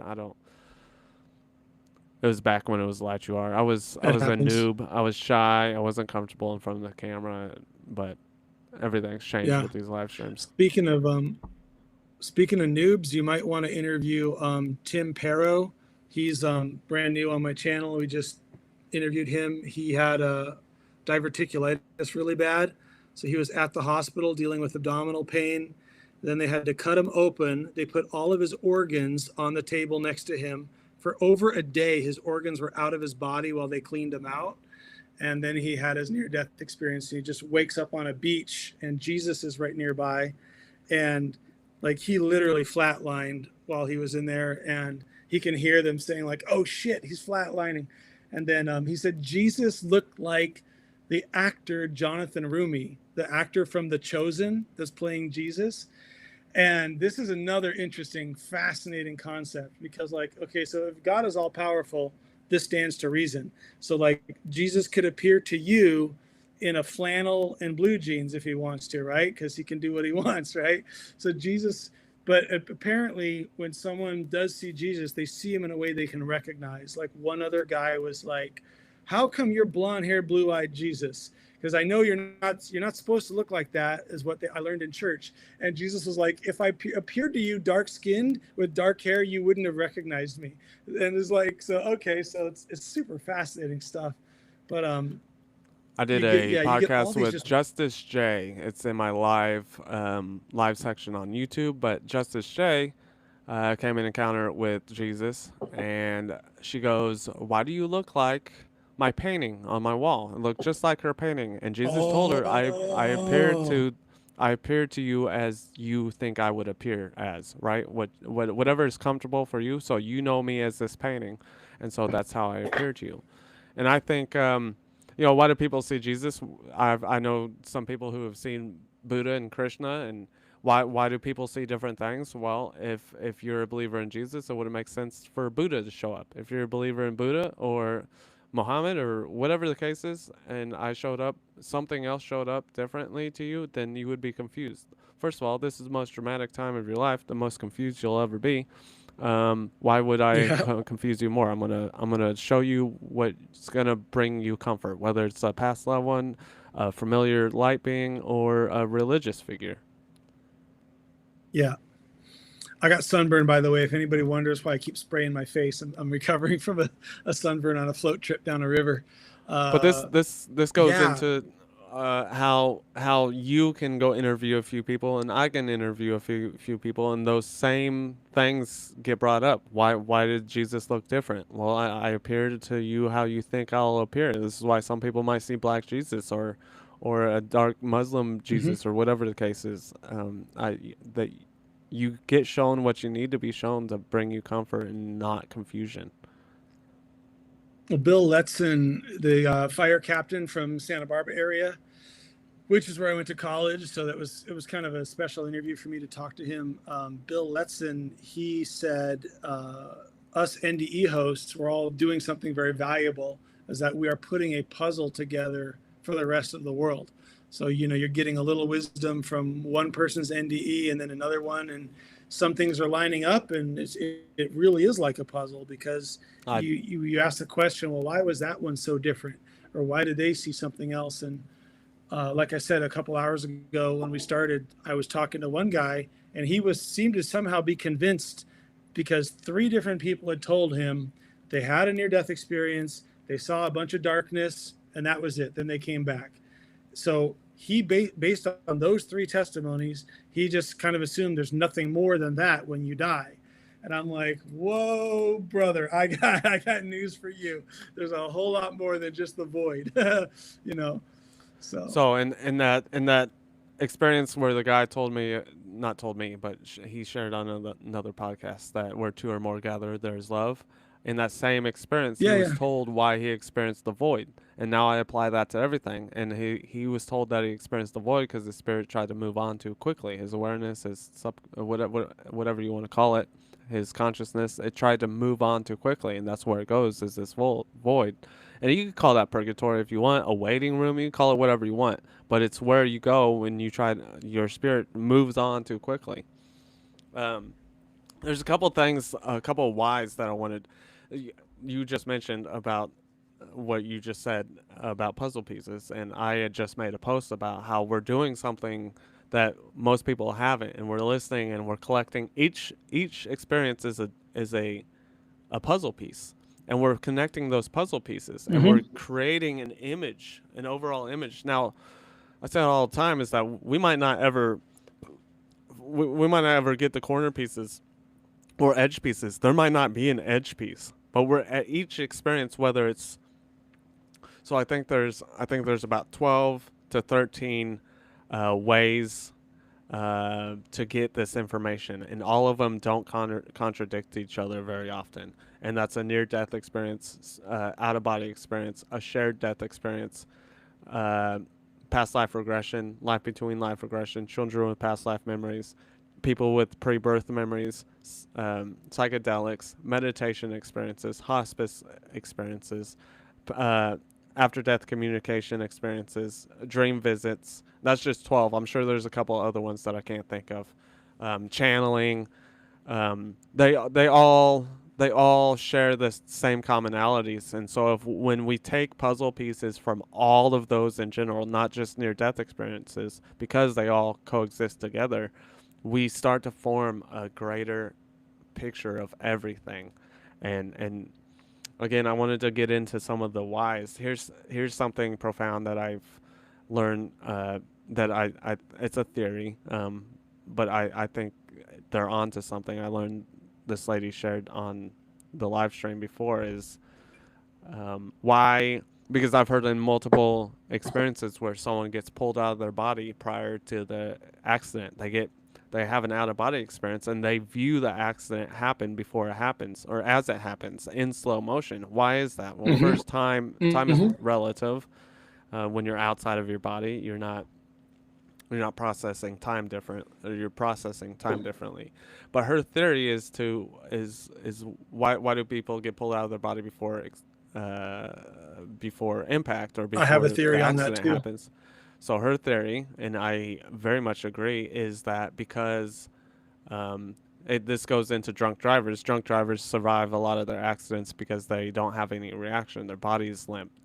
And she thinks she got pulled out of the body so her body wouldn't react to this horrendous car crash that happened.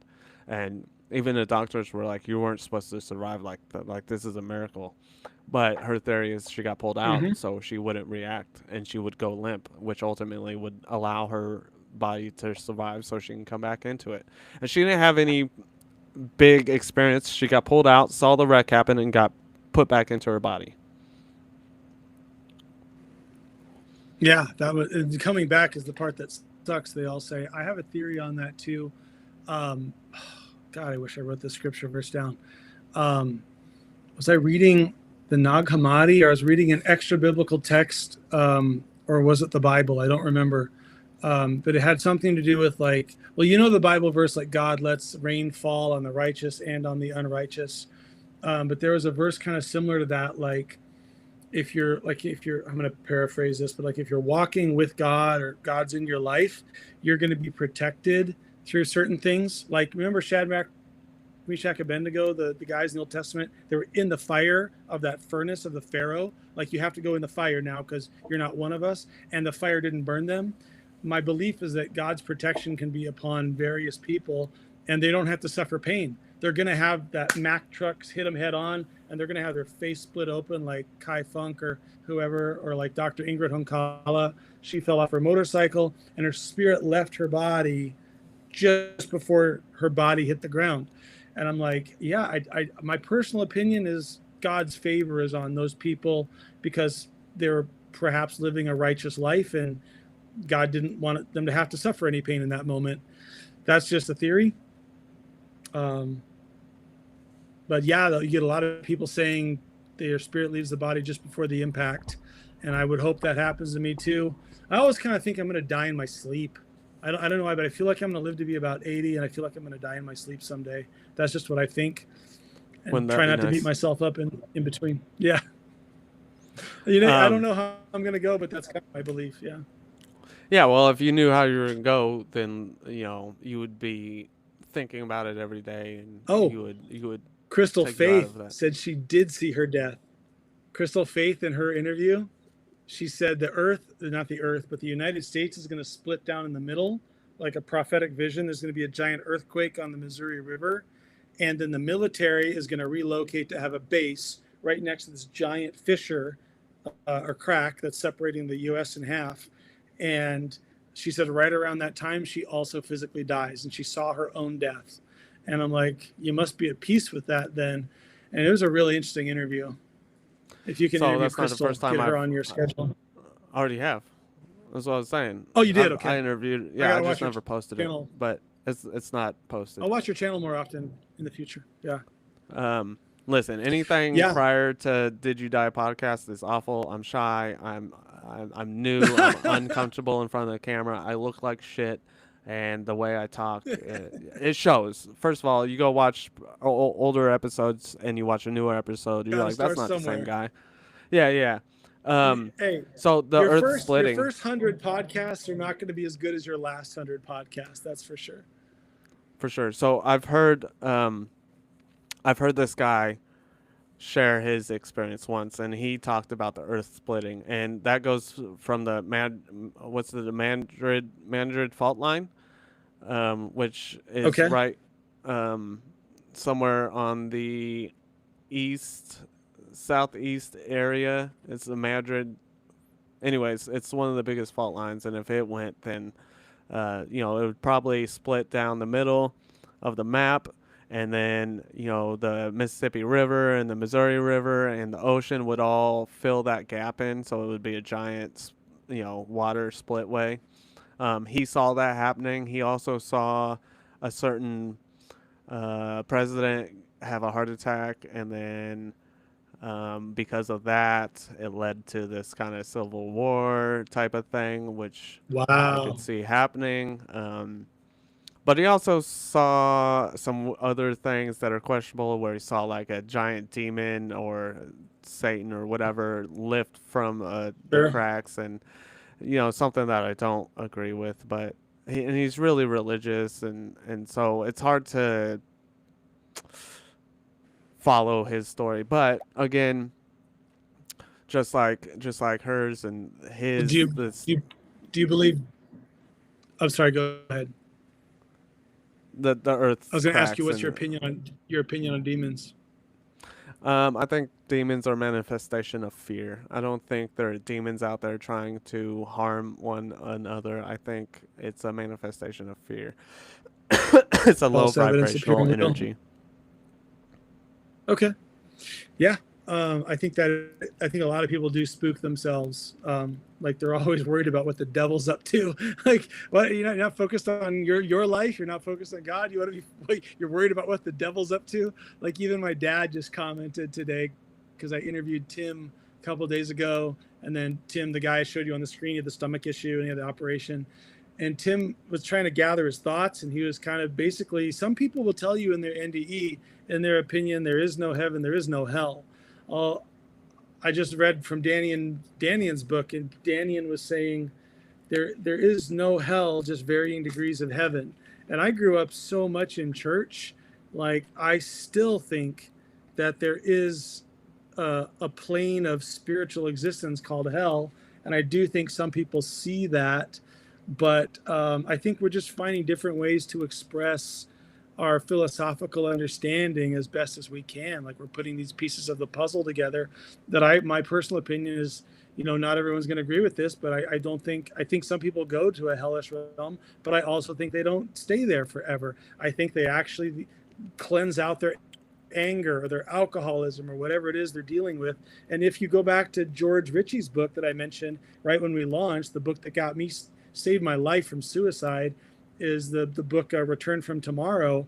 When Jesus is showing George a tour around planet Earth in spirit body, they go into a bar scene at one point, and there's real people in the bar partying and drinking and playing billiards or whatever, and there's also dead people or spirits in the bar. And the spirits, this was their hell, so to speak. The spirit was so in love with alcohol. Like we all know that one guy, he's just got to get sloshed even before he comes to the party, right? And then he's embarrassing everybody at the party. Like that one guy that's like definitely addicted to alcohol. And I've had friends where I said, I think face to face, you need to go to rehab.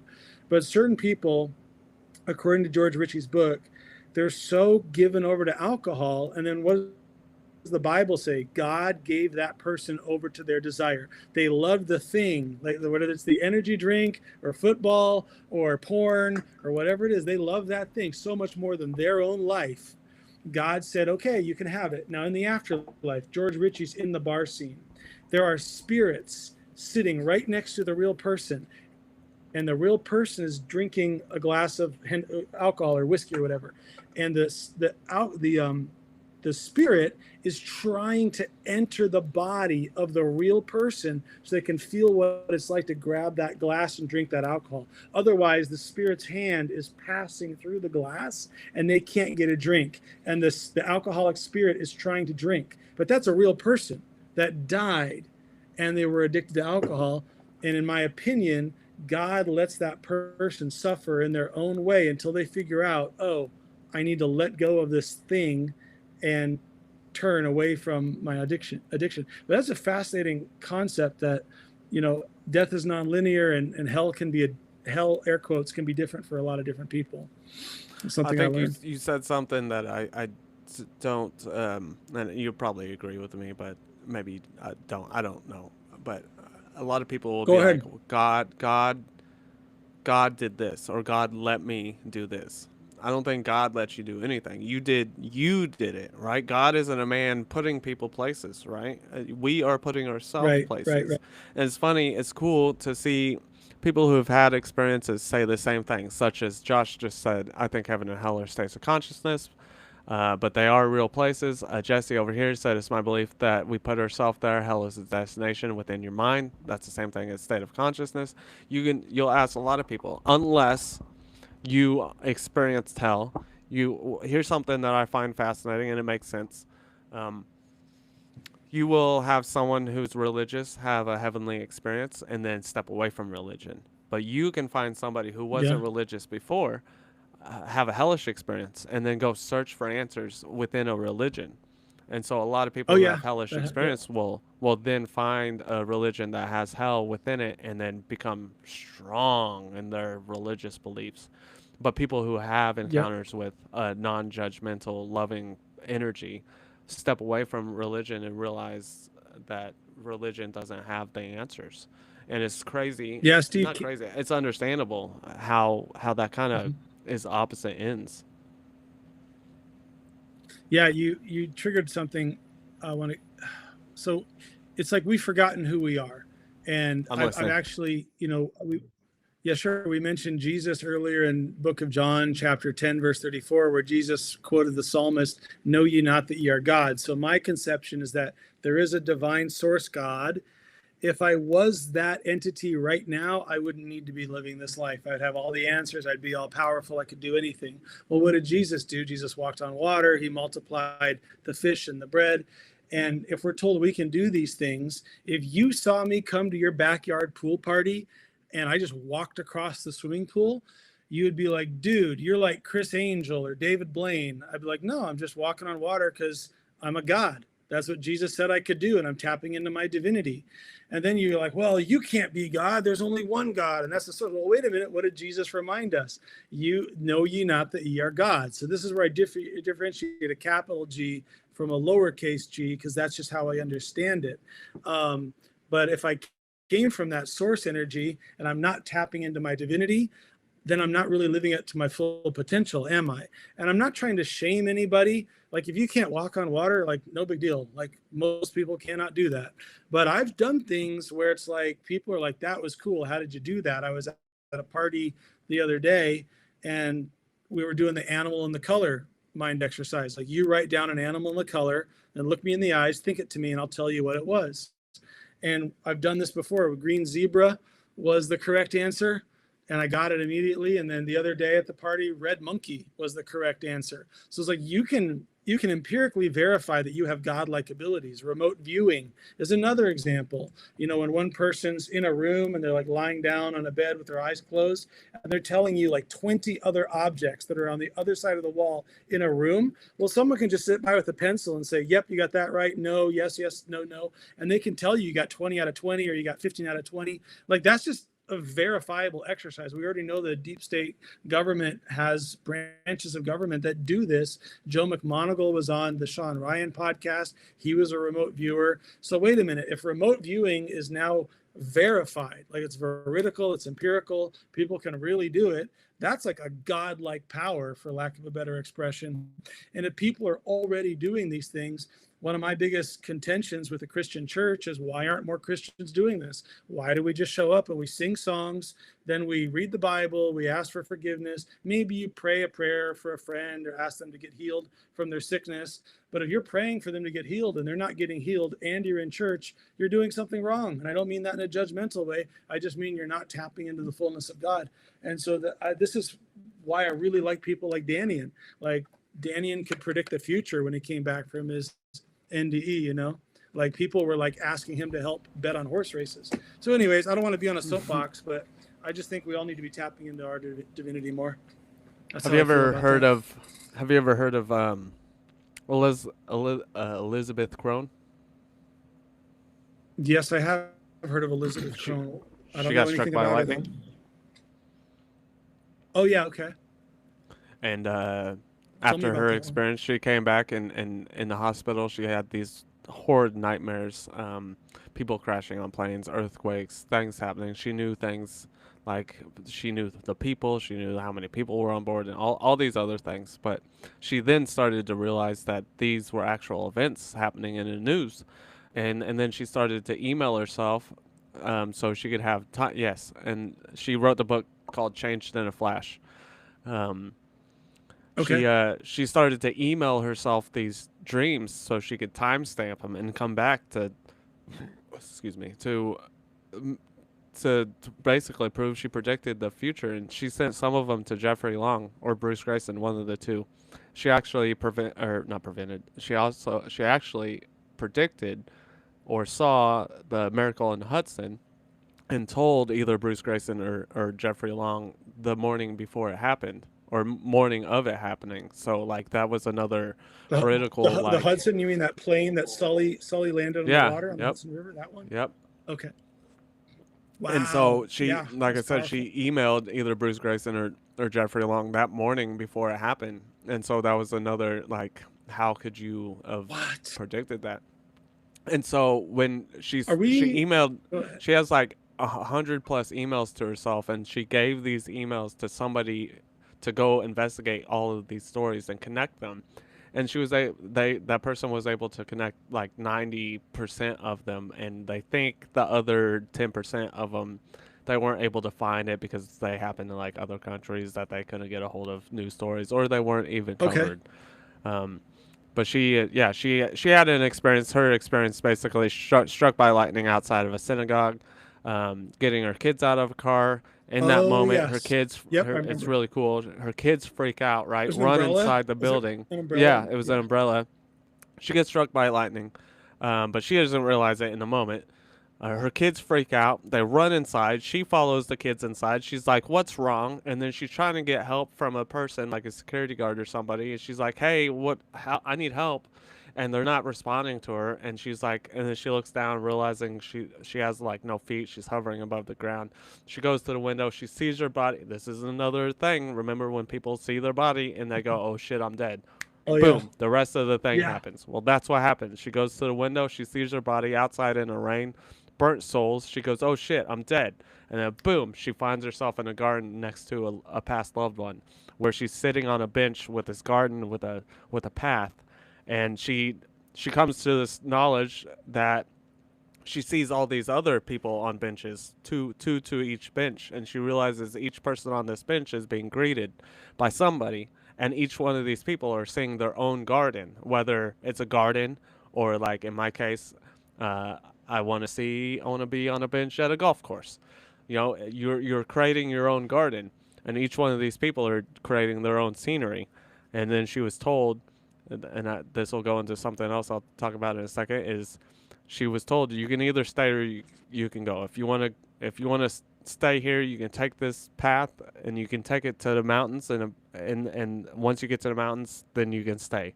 If not, then you'll go back. And obviously, she went back.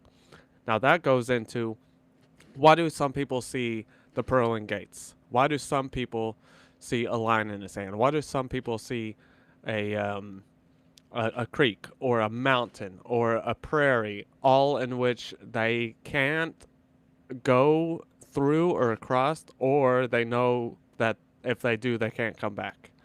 Now, that goes into, everybody's like, well, everybody sees something different. But in reality, they're not. They're actually seeing similar things. Again, it's a boundary in which you can't go past or you can't return, whether it's a gate, a mountain, a stream, a line in the sand, whatever the case is. It's a boundary. Nonetheless, it's a boundary that you can't go past. Same thing for, say, the Book of Life or a scroll of life, or uh, a book, a scroll, a library. Nonetheless, it holds a certain meaning. However it presents itself to you, it's different, but it still holds the same energy, right?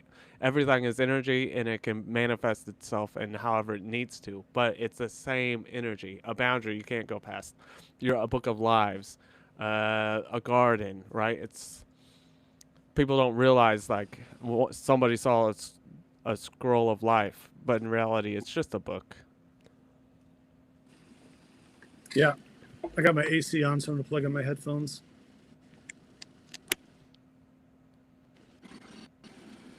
Go ahead. Time slowed down enough for me to talk to God, and I felt like I was talking to multiple beings like God and multiple beings in one. Interesting. Yeah. Time. So here's a really cool thing about God. time is, I think when you leave your body, again, time, everything and nothing and everything is happening at the same time. Everything that is, was, and ever will be is happening right then, because time is perceived. If time is relative to the observer, then we got. Go ahead. I wanted to talk on Mark's experience, which I had 3 podcasts ago, where it's real quick, where he's having a sense of confusion, he can't breathe or whatever, and just like Daniel Brinkley's. So if in the book and in the movie, FYI, anybody who wants to see Saved by the Light, it's free on YouTube. It was out in 1995. It's under the title Saved by the Light, Daniel Brinkley. You go watch it. It's from 1995, so forgive the graphics of heaven. But for him, these scenes of disasters played out, and basically Daniel Brinkley was told, like, that this is what life looks like when you don't give love. Like, you basically being told that you create these disasters, you create these riots, you create this by not putting forth love. And for Mark, the same thing happened on the TV screen as he's going through this vertigo. And then his wife is like, Mark, why are you drunk? He's like, I'm not drunk. And in this moment, she's like standing him up, shaking him. He's like, and he then pops out of his body, but he sees himself tell his wife, wake me up. I don't like this dream. Wake me up. And she goes, Mark, you are not. And at that moment, he realizes he's dead, or he's not there, or whatever. And he goes through this massive, crazy, profound experience. And when he gets sent back, he goes back into his body, and she finishes her statement. You're not dreaming. Mark, you're not. Pause. Whole massive experience. Goes back into it. Unpause. Dreaming. So it all happened in no time. This time. Like, there was no time in between this massive month-long experience. Wild. Yeah. Yeah. That's fascinating. Yeah, Crystal Faith even used the term billion years. She said she got to a place where she felt like she was, I got to paraphrase this now, but it's on my channel, where she was like the original, she felt like she was the original God source consciousness just sitting like in space, in a void. And it was darkness. And she's like, there needs to be light. And all of a sudden, boom, just sparks of light are going across the sky. And she's feeling like she was that original source energy, which brings me back to this point to address a question here. Tammy mentioned, whoa, alcoholism is a disease. I'm surprised you're saying God would pull a trick like that. Well, I'm not suggesting God plays any tricks. I'm just suggesting that we need to be reminded of our own divinity. So if you know who you are, maybe you don't know who you are, but if you know who you are, and we're supposed to be love, right? Where I'm supposed to be that carbon copy of God's source energy and showing love to others. But if I love alcohol more than I love my own self, wouldn't it stand to reason that if I die, I could be like those alcoholic spirits in the story that I told you? That's from George Ritchie's book. That's not me saying that. That's George Ritchie's testimony about that. And I personally believe, just like looking at dirty magazines is a choice, watching a rated R movie is a choice. I believe putting a bottle to your lips is a choice. Spoons don't make people fat. Your refrigerator doesn't make you fat. What you choose to put in your body makes you fat. So I see alcoholism as a choice. But also, it's like we got to remember our divinity. And if you're a divine being, what you put in your body matters. One of my guests, Leslie McCarroll, her big lesson coming back from her out-of-body experience was that everything we do in this life matters. And I know they got like trivial things like, am I going to blow my nose with this tissue or whatever? Or like, am I going to drink a can of Pepsi or a can of Coke? I mean, we may think it's trivial, but like Tyler was saying earlier, there's ripple effects in everything. Go ahead. Jesse says this is going back to time. And Jesse always, I've heard him say this multiple times, but and I like it. He says the afterlife is a stroll, is a low. God damn it, the afterlife is a soul stroll. God, I'm having a stroke. I'm having a near-death experience.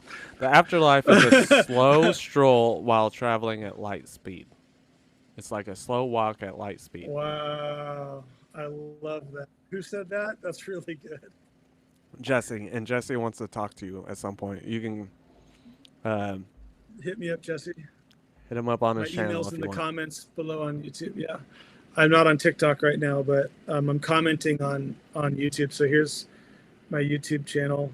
I think you probably already followed it. My email is on any of my YouTube videos. On My Spirit Lives On. We had another really good comment just now. My thoughts on alcoholism real quick. Alcoholism and substance abuse, it comes, everything what you quote unquote think is bad comes from fear. So why does one love alcohol so much? Well, maybe it takes away the fear. So you drink it. You're drinking out of fear. I used to drink because I used to have to network, and I was a shy person, and I thought I needed it to feel comfortable in my own skin to talk. That came from a fear, right? Or it came from fear that I wasn't good enough, or whatever the case is. And it is a disease, but a disease of fear. Yeah, fear is the disease. Haley Nicole, fear leads to a whole host of problems. Haley Nicole Music says, alcoholism is a choice initially, but when you feel better than you ever have in your life, you're probably going to want to feel like that again. Then you become a slave to the feeling. Haley, I think you also had an NDE. I'm just seeing you for the first time, but I'd love to interview you if you want to talk about your NDE. And Haley Josh sent me an email a little bit ago if she doesn't mind letting me read it. Yeah. Is that cool, Haley? Leave a comment. Response. And Josh is talking about my mom. Well, this is pretty heavy. My mom prioritizes alcohol over herself and everyone else. My dad did the same thing. Josh is actually reminding me of a close friend of mine he needs a father figure.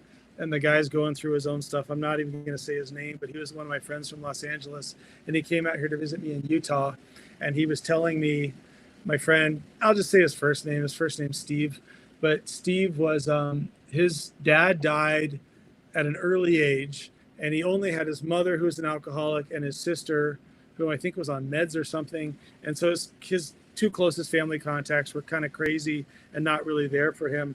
And I can see the destruction that it has when someone loves a thing or a feeling or alcohol or whatever more than they love their own family members.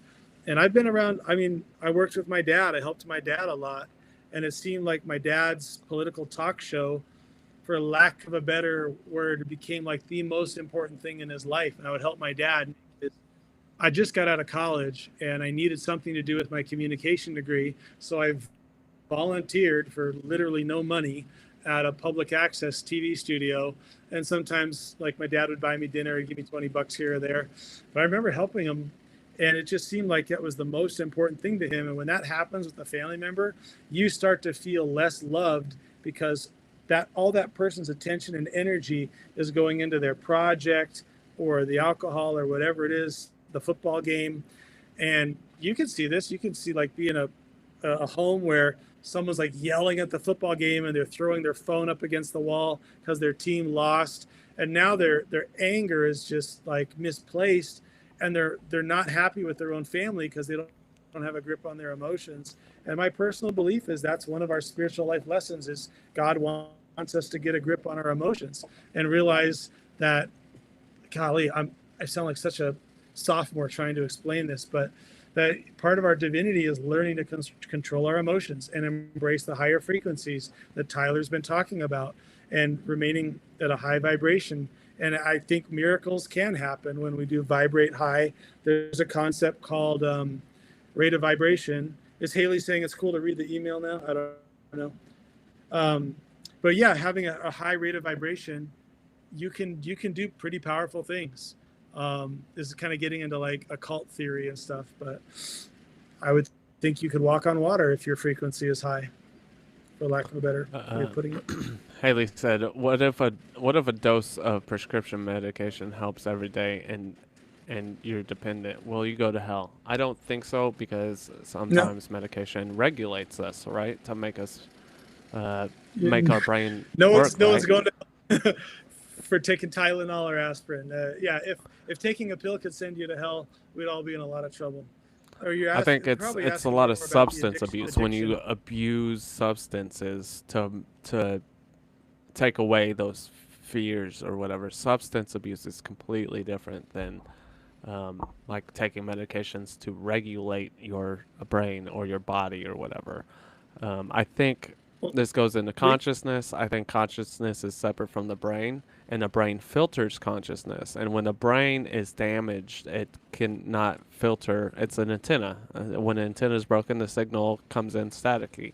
You need to fix the antenna to create it, to fix it, to make it work well. So I don't, I think some people need it.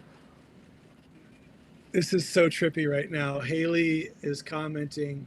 Okay, but on the addiction thing, we could get our answers too, probably from interviewing people that have had an NDE from a drug overdose or something. Like I've interviewed Lisa Everhart. She attempted suicide with a lot of pills. So that NDE story's out there. And I'm sure there's others, but we could probably get answers from those people. And Haley commented, "I saw my body dumped into the Nile." So you're seeing a past life.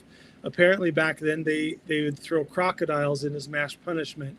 That does sound very plausible. And what's crazy is I kept bringing up this crocodile analogy in some of my previous interviews. I kid you not. I talk about being eaten by crocodiles. And like the last two interviews I did, I think that came up. That's really interesting. Yeah, I don't know. I took ibuprofen last night to kill my muscle pain after I was all sunburnt and tired from inner tubing on the river in Nevada. So like, yeah, no, you can't. Okay, so there's the Bible verse from Romans. I am convinced, I know Tyler knows this one, but For I am convinced nothing can separate us from God's love, not height, nor depth, nor angels, nor whatever, ... So how could taking a medication separate you from God's love? Or in Josh's case, Josh Demores, he had openly gay life when going to church, and it's like, can your sexuality separate you from God's love? I would have to argue, no, it can't. And this is a really hard one for me because I grew up in a pretty strict church. And then I talked to Tim Kushner and I asked him, like, Tim, you had an NDE. Do you have any insights on sexuality? Because I was porn addicted when I was younger. My girlfriend knows that I've beaten that addiction now. But like, I was like, Tim, can sexuality separate you from God? He's like, no. He's like, but it can't diminish your enlightenment. And I thought that was a heavy hitting message, because it's like, if there is a highest and best way to live on this planet, shouldn't we be pursuing that and trying to tap into that as we're shaking off anything that holds us back, whether it's too much alcohol, or in my case, energy drinks, or in my case, suicidal thoughts because I let myself get crypto scammed. So yeah, is that kind of making sense? I don't know. I'm all over the place there. Look, God loves my gay dinosaur. Yeah, God loves the gay dinosaur just as much as the next dinosaur that's straight. I agree. His name is really sore ass. Chat named him. But that needs to be on a t-shirt. God loves my gay dinosaur. Watch my podcast. That'll get some attention. Should we wear that? Yeah. To So the God, conference? you can't do anything to dull God's love, and I think that's because you are God. You're a broken off fractal piece of God. So God, if God loves himself, Right. you know, why Right. would, you know, God exactly. itself, the consciousness of God knows exactly who and why and what you are. He wouldn't love you he wouldn't not love you any way. Right. So And what does everyone say? think, Jesus is just radiating pure love when they meet Jesus. It's no judgment. Right. And he's our ultimate example. People think Jesus is God, and they're right? Because we're all a son of God or daughter of God, because we are all of God, and we will go back and merge back with God, according to near-death experiences. So, yes, you are right. Jesus is God, but so are you. And at the same time, Jesus differentiated himself from the Father source energy by saying, trust in God, trust also in me. That's a scripture verse somewhere in the Gospels. So if he's saying trust in source and also trust in him, he's differentiating himself from source energy. And I think that's where a lot of people get confused. Like, I had a Jewish friend growing up, Joey Herman. He's still like friends on Facebook. We don't talk very often. And Joey was trying really hard to do good in comedy. And he had, I don't want to bring up his family dirty laundry, but he had a family member that was not good to him. And I think that really hurt his psyche a lot. But he was also kind of hung up on telling people he was God. So we'd go out in public and like he wouldn't get his way at a fast food restaurant. And Joey would yell at them like, I am God, I am God. I'm like, bro, calm down. You are freaking people out right now, dude. That's how you go like, I don't want to be your I don't want to be your friend if you're going to go around telling people you're acting like your source energy. Let's be a little humble about this and just say, I'm tapping into divinity. I'm a lower G God. Because some people can't even wrap their heads around that. And they need, the ABCs of what we're doing here. They're not ready for the XYZ yet. Let's, if anybody else has more any good questions. comments coming in. Mass punishment, asks, individual punishment for several severe treason. And I don't think anything's punishment. It's a lesson. It's a understanding. It's a higher perspective of what you did. That's the purpose of the life review. It's not, most will say God doesn't judge us, we judge us, but most people will say we don't even judge us. It's there for an understanding. I like Josh's question. Has anyone else had an NDE where you were shown a historical event that happened in the past? Because Josh saw the victims of 9/11 going into the tunnel of light, like they were going to a good place. Correct me if I'm wrong, Josh. But no, I know Bill McDonald, Reverend Bill, I interviewed him twice. He's a fun guy to talk to. He saw a future event because he was an 8-year-old who went to the hospital back in like the 1950s or 60s, and his parents left him alone in the hospital for so incredibly long. And to deal with his loneliness, he started meditating, and he figured he'd become an 8-year-old Buddhist monk. And then somehow he felt light over his body, and he had a liver problem, I think. And when he had his out of body experience, the young Bill McDonald said he saw future historical events, which was really fascinating. Haley says, I saw my body jump to the Nile. Yep, okay. It happened in Egypt. Yeah, what Haley's commenting here about Egyptian stuff. When I interviewed Bridget Candace, this is really trippy. Bridget Candace, she said she was Christian-ish in her own words. So I don't know, like you go to church once in a while or whatever. But like Bridget Candace had a hellish experience. She literally got a crazy ass tour of hell, saw people being tortured in really weird, creative ways, which is also a testament to divine creativity. Even hell can be a creative place. But anyhow, Bridget was down there and she saw an Egyptian god, because you just mentioned Egypt in your comment, but it was the god Thoth, T-O-T-H, and it had like the head of a bird with the body of a man, and Thoth was like writing people's names on a sand wall, and then the names were disappearing while all of these people were sitting on scales, like old-fashioned scales, and having their lives weighed in a balance. And this was trippy because I'm interviewing Bridget like months ago, and I'm like, so did you ever read like an encyclopedia on Egyptian religious lore? She's like, nope, I had no clue about it, but I saw that religious deity in hell, which was that really blew my mind. Because then she came back to reality, and then she's like, oh my gosh, that's the deity I saw in my out-of-body experience. So all that to say, death is pretty wild.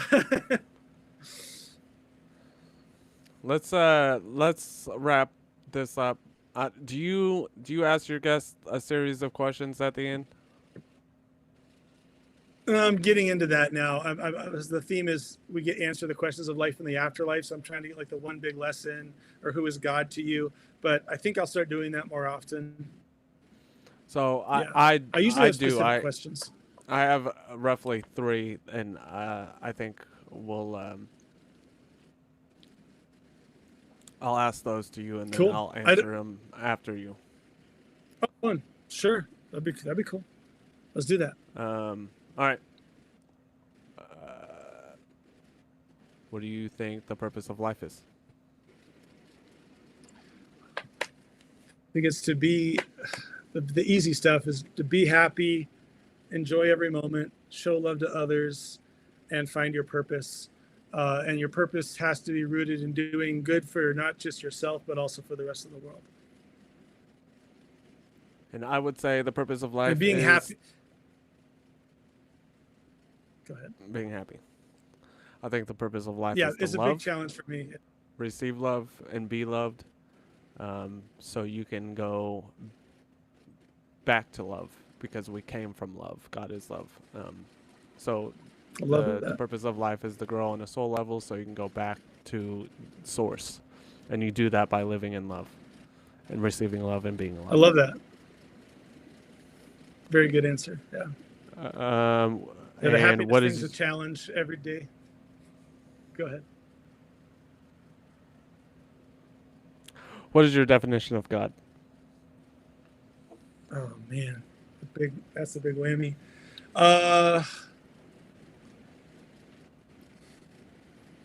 Source energy doesn't really suffice it. Doesn't explain it very well. God is what we all came from and what we are a part of. I like how you said a fractal. I'm starting to really think, I'm starting to get Buddhist about this. My last guest, Tim Perro, said God is everything. Michael Florman was thinking for the title of his book, and he felt like a booming audible voice in his room. Just tell him, I am this world. So, okay, that's what I'll name the book. And I've heard a voice speak to me so many times, I've had to start journaling it. So I have like a notes section on my laptop where I'm like, okay, this happened and this happened. Like I was told to go check on a woman who was being abused by her husband. I had no idea who she was. I was drowning in the river. A voice spoke to me. So God is a voice that speaks to us, like God spoke through the donkey. God is all these things. It's like we'd be here for a very long. You would not get on your afternoon hike if I had to use all the adjectives that I have for God, I guess. So God is us. God is everything. God is love. The most important thing, God is love. I agree. God is love. God is everything. It is the energy in which everything is made of. That's why we were made in the image of God, because we are a fractal piece of God, and all of the energy in the universe together is a universal consciousness, which most people call God, and that is love. Is universal consciousness. All thinking is one. And again, back to the purpose of life. Our purpose here is to love, to become unconditional love, to learn how to love unconditionally, so we can ultimately raise our frequency to connect back and be back a part of that energy. We're the universe experiencing itself. We're God experiencing itself through many facets, and the goal is to merge back with it. And whatever it is right now is a collection of everything that is, was, and ever will be, as a whole, that have became one with it. So God is love, and love is what holds the entire universe together. That's really good, because you kind of want to take all the heavy baggage that goes with that little 3-letter word God. We kind of want to remove all that heavy baggage, you know. The unconditional love is really powerful, and we get to learn that too in our relationships with family or a spouse or a girlfriend, boyfriend. So yeah, I asked that because skeptics or anybody in general, this goes back to religion, and religion has really muddied the waters. When people hear about the afterlife or God or whatever, people put their own definition of God. So if someone says God, they immediately, who've been abused by religion or whatever, they get immediately turned off, and they put that own definition on God from what they have been raised with and what didn't set right with them to begin with, and it turns them off. So they're like, God, not God. God doesn't exist. God doesn't. He ain't if God exists, why do kids die? What, you know what I'm saying? Well, kids don't die. Oh, yeah. Everybody dies. So what's the difference? God isn't a man. Again, God is just a universe. God is energy. God's not a man or dude or Tim. entity. It's a consciousness. It's an energy. Yeah, my most recent guest, Tim Perro, I just posted it yesterday. He saw God as like a giant brain cell, and it looked like energy with all these synapses going off of it. And he said God definitely wasn't a person like you or me, but then you have the gift of Jesus Christ, of that person being one with that source and showing us a greater path. Anyways, yeah, go ahead. All right, one last thing. What if you had one last message for the world, what would it be? Short answer, love, with an exclamation mark. I don't know, just enjoy your day. Yeah, share our videos out with the world, because we're putting the puzzle pieces together, and everyone's got a story to tell. But if you really do want answers, the deep answers to the questions of life and the afterlife, why not get it from someone who's been to the afterlife and come back to share it with us? My last message is what I sign off on the live streams every night. It's go do some kind to the next person you interact with, because for every one person you interact with, you affect the rest of society. Energy doesn't die, and it moves through society. And it's not an opinion, it's a fact. It's science, bitch. So go do some kind. Go love your neighbors so your neighbor can love their neighbors. And if all the neighbors love each other, we're going to have a giant block party. So make sure you love yourself so you can love others, because when we love others, they can love themselves. And if nobody's told you today, I love you. I love you too. Thanks, Tyler. This is awesome, man. This is really good. So Adam and I, we talked last night. We hopefully you got the talking part done. Now you just need to get to walking. We're gonna go to Ian's Ian's conference. I hope there's some music. That'd be cool if they had some really good music. No, they have at the end of the conference, they always have a party. They have a dance party, and this year's theme is, cool. which is really cool because I'm in Kansas, but this year's theme is The Wizard of Oz. No way. Really? I didn't know that. So, boy. The Wizard of Oz is kind of interpretation of a near-death experience, and also within it. Look, I was telling. I have a costume. I think I was telling my niece once. I was thinking, my niece was asking about the Wizard of Oz or something, and I started to explain it to him. Is this lady? She has a dream. She goes into this. She lands on. She goes from a grayscale world to a beautiful, vibrant place. And she finds these people who are struggling in their life. One needs a heart, one needs courage, and one needs this. And she needs to get home. And she travels to she's told that this all-powerful being can give them these things. And she gets to all-powerful being and realizes, well, the power's been within you the whole time, Dorothy. And it blew my mind that the Wizard of Oz is basically a near-death experience for life and death, and you've had the power. You have the power. You just, when you give that power to somebody else, you're not able to use it because you've given it away. But you've had the power all along, Dorothy. Another good one is the end of the movie The Labyrinth, where the female character is looking at David Bowie, the magician, and she goes, "You have no power over me."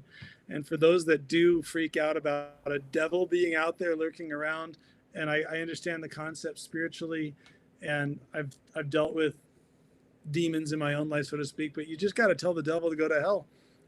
And he's got no power over you. Just don't give into that. Don't put your thought energy on that kind of stuff. And I want to say thanks for I got about 7 or 8 subscribers. Thanks so much, everyone, for joining me over at My Spirit Lives On. It's been really fun. Well, I hope we do this again sometime, bro. Haley said, she said delayed. Comments are delayed, but she said I can read this email. She sent 2 of them. I'll read the first one. Let's do that she real said, quick. Yeah. I know this sounds weird, but I've been following your page for 5 months now. You've helped me be not so afraid of hell. I was raised Roman Catholic. I had a hellish near-death experience, but I needed it to be more. But I needed it to be more aware of myself and love others. Ever since then, I don't share this with anyone, but I can speak different languages. I call it channeling language. I don't know what I'm saying. It's random, but I ask Spirit before I speak to let me know something from Akashic Records. I just speak what I think is Hebrew into translation on Google, and it gets these messages. This message is for you. It says, but it was a great time. You'll feel like you've been through an experience, like a beautiful lesson. It really grabs you and puts you at ease. That's really interesting. And then she sent another one that says, I also struggle with addiction. I was adopted at 1.5 years old, closed adoption, raised Roman Catholic. My parents were highly connected.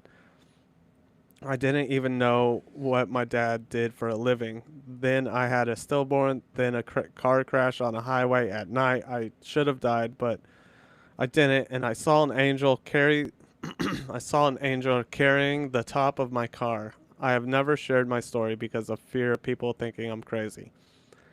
I tried to share with you on your podcast right after my near-death experience, but the signal kept messing up. I kind of remember that. Also, all the electronics in my house randomly do same thing since my NDE. Too much supernatural stuff that I can't count. No, not drug-induced. I put myself in psych wards and rehabs 4 times since. I was ruled out sane. Maybe when I get a good chunk of clean time, I can share. I am on Suboxone. Now I am so traumatized by my last near-death experience. Thanks. More than one? Well, Haley, we'd love to talk to you and meet you. And if you want to tell your story, I've got time slots open next week. Yeah, maybe a final thing. Who's your upcoming guests on your show for next week, Tyler? I do not have anybody scheduled at this time. I've been kind of going through my old podcast that I haven't posted yet. I've been wanting to release, and I think a good one for you if you haven't done it yet is Carlos Vivas. He runs Beyond Near Death. Oh yeah, Beyond Near Death Experience group on Facebook, second largest near death experience group. Yep. Yes, I use his. Follow Carlos Vivas, yeah. I use his experience often. Also, what he was told to give the world a message, and that message was how to live freely, and to live freely, you must forgive 3 people. First, forgive your parents for they did the best they could with what they knew, and then forgive your younger self for you didn't have any other options, and to forgive those who wronged you. And by forgiving those 3 people, you metaphorically cut those chains that hold you back, and you can live freely. And I've shared that message on my live stream many times, and a lot of people have taken that and ran with it and have come back and was like, look, doing those free literally took the weight off my shoulders, and I forgave my parents, and even had supernatural experiences after they had forgiven their parents who have passed or whatnot, and even had a live review of their father. Just really profound things, but it's important and it's real. Forgive your parents, forgive yourself, and forgive those who wronged you. And again, remember, forgiving those who wronged you and forgiving your parents doesn't excuse what they did, but it allows you to live freely. It allows you to understand that those people's actions don't define you. That they don't make you any less. And you can love a tiger, but you don't have to get in a cage with it. You don't have to allow them back into your life, but you can let that go and understand. Back to Michelle Ledbetter's, you can understand that those people who hurt people. And so you can understand that things have happened into their life also to cause them to do things out of fear to you, right? And so when you forgive those people, you let go of that fear and you move on. And when you can move on, your everyday actions aren't out of fear, they're out of love now. I love it. Well, awesome, brother. It's been great meeting you.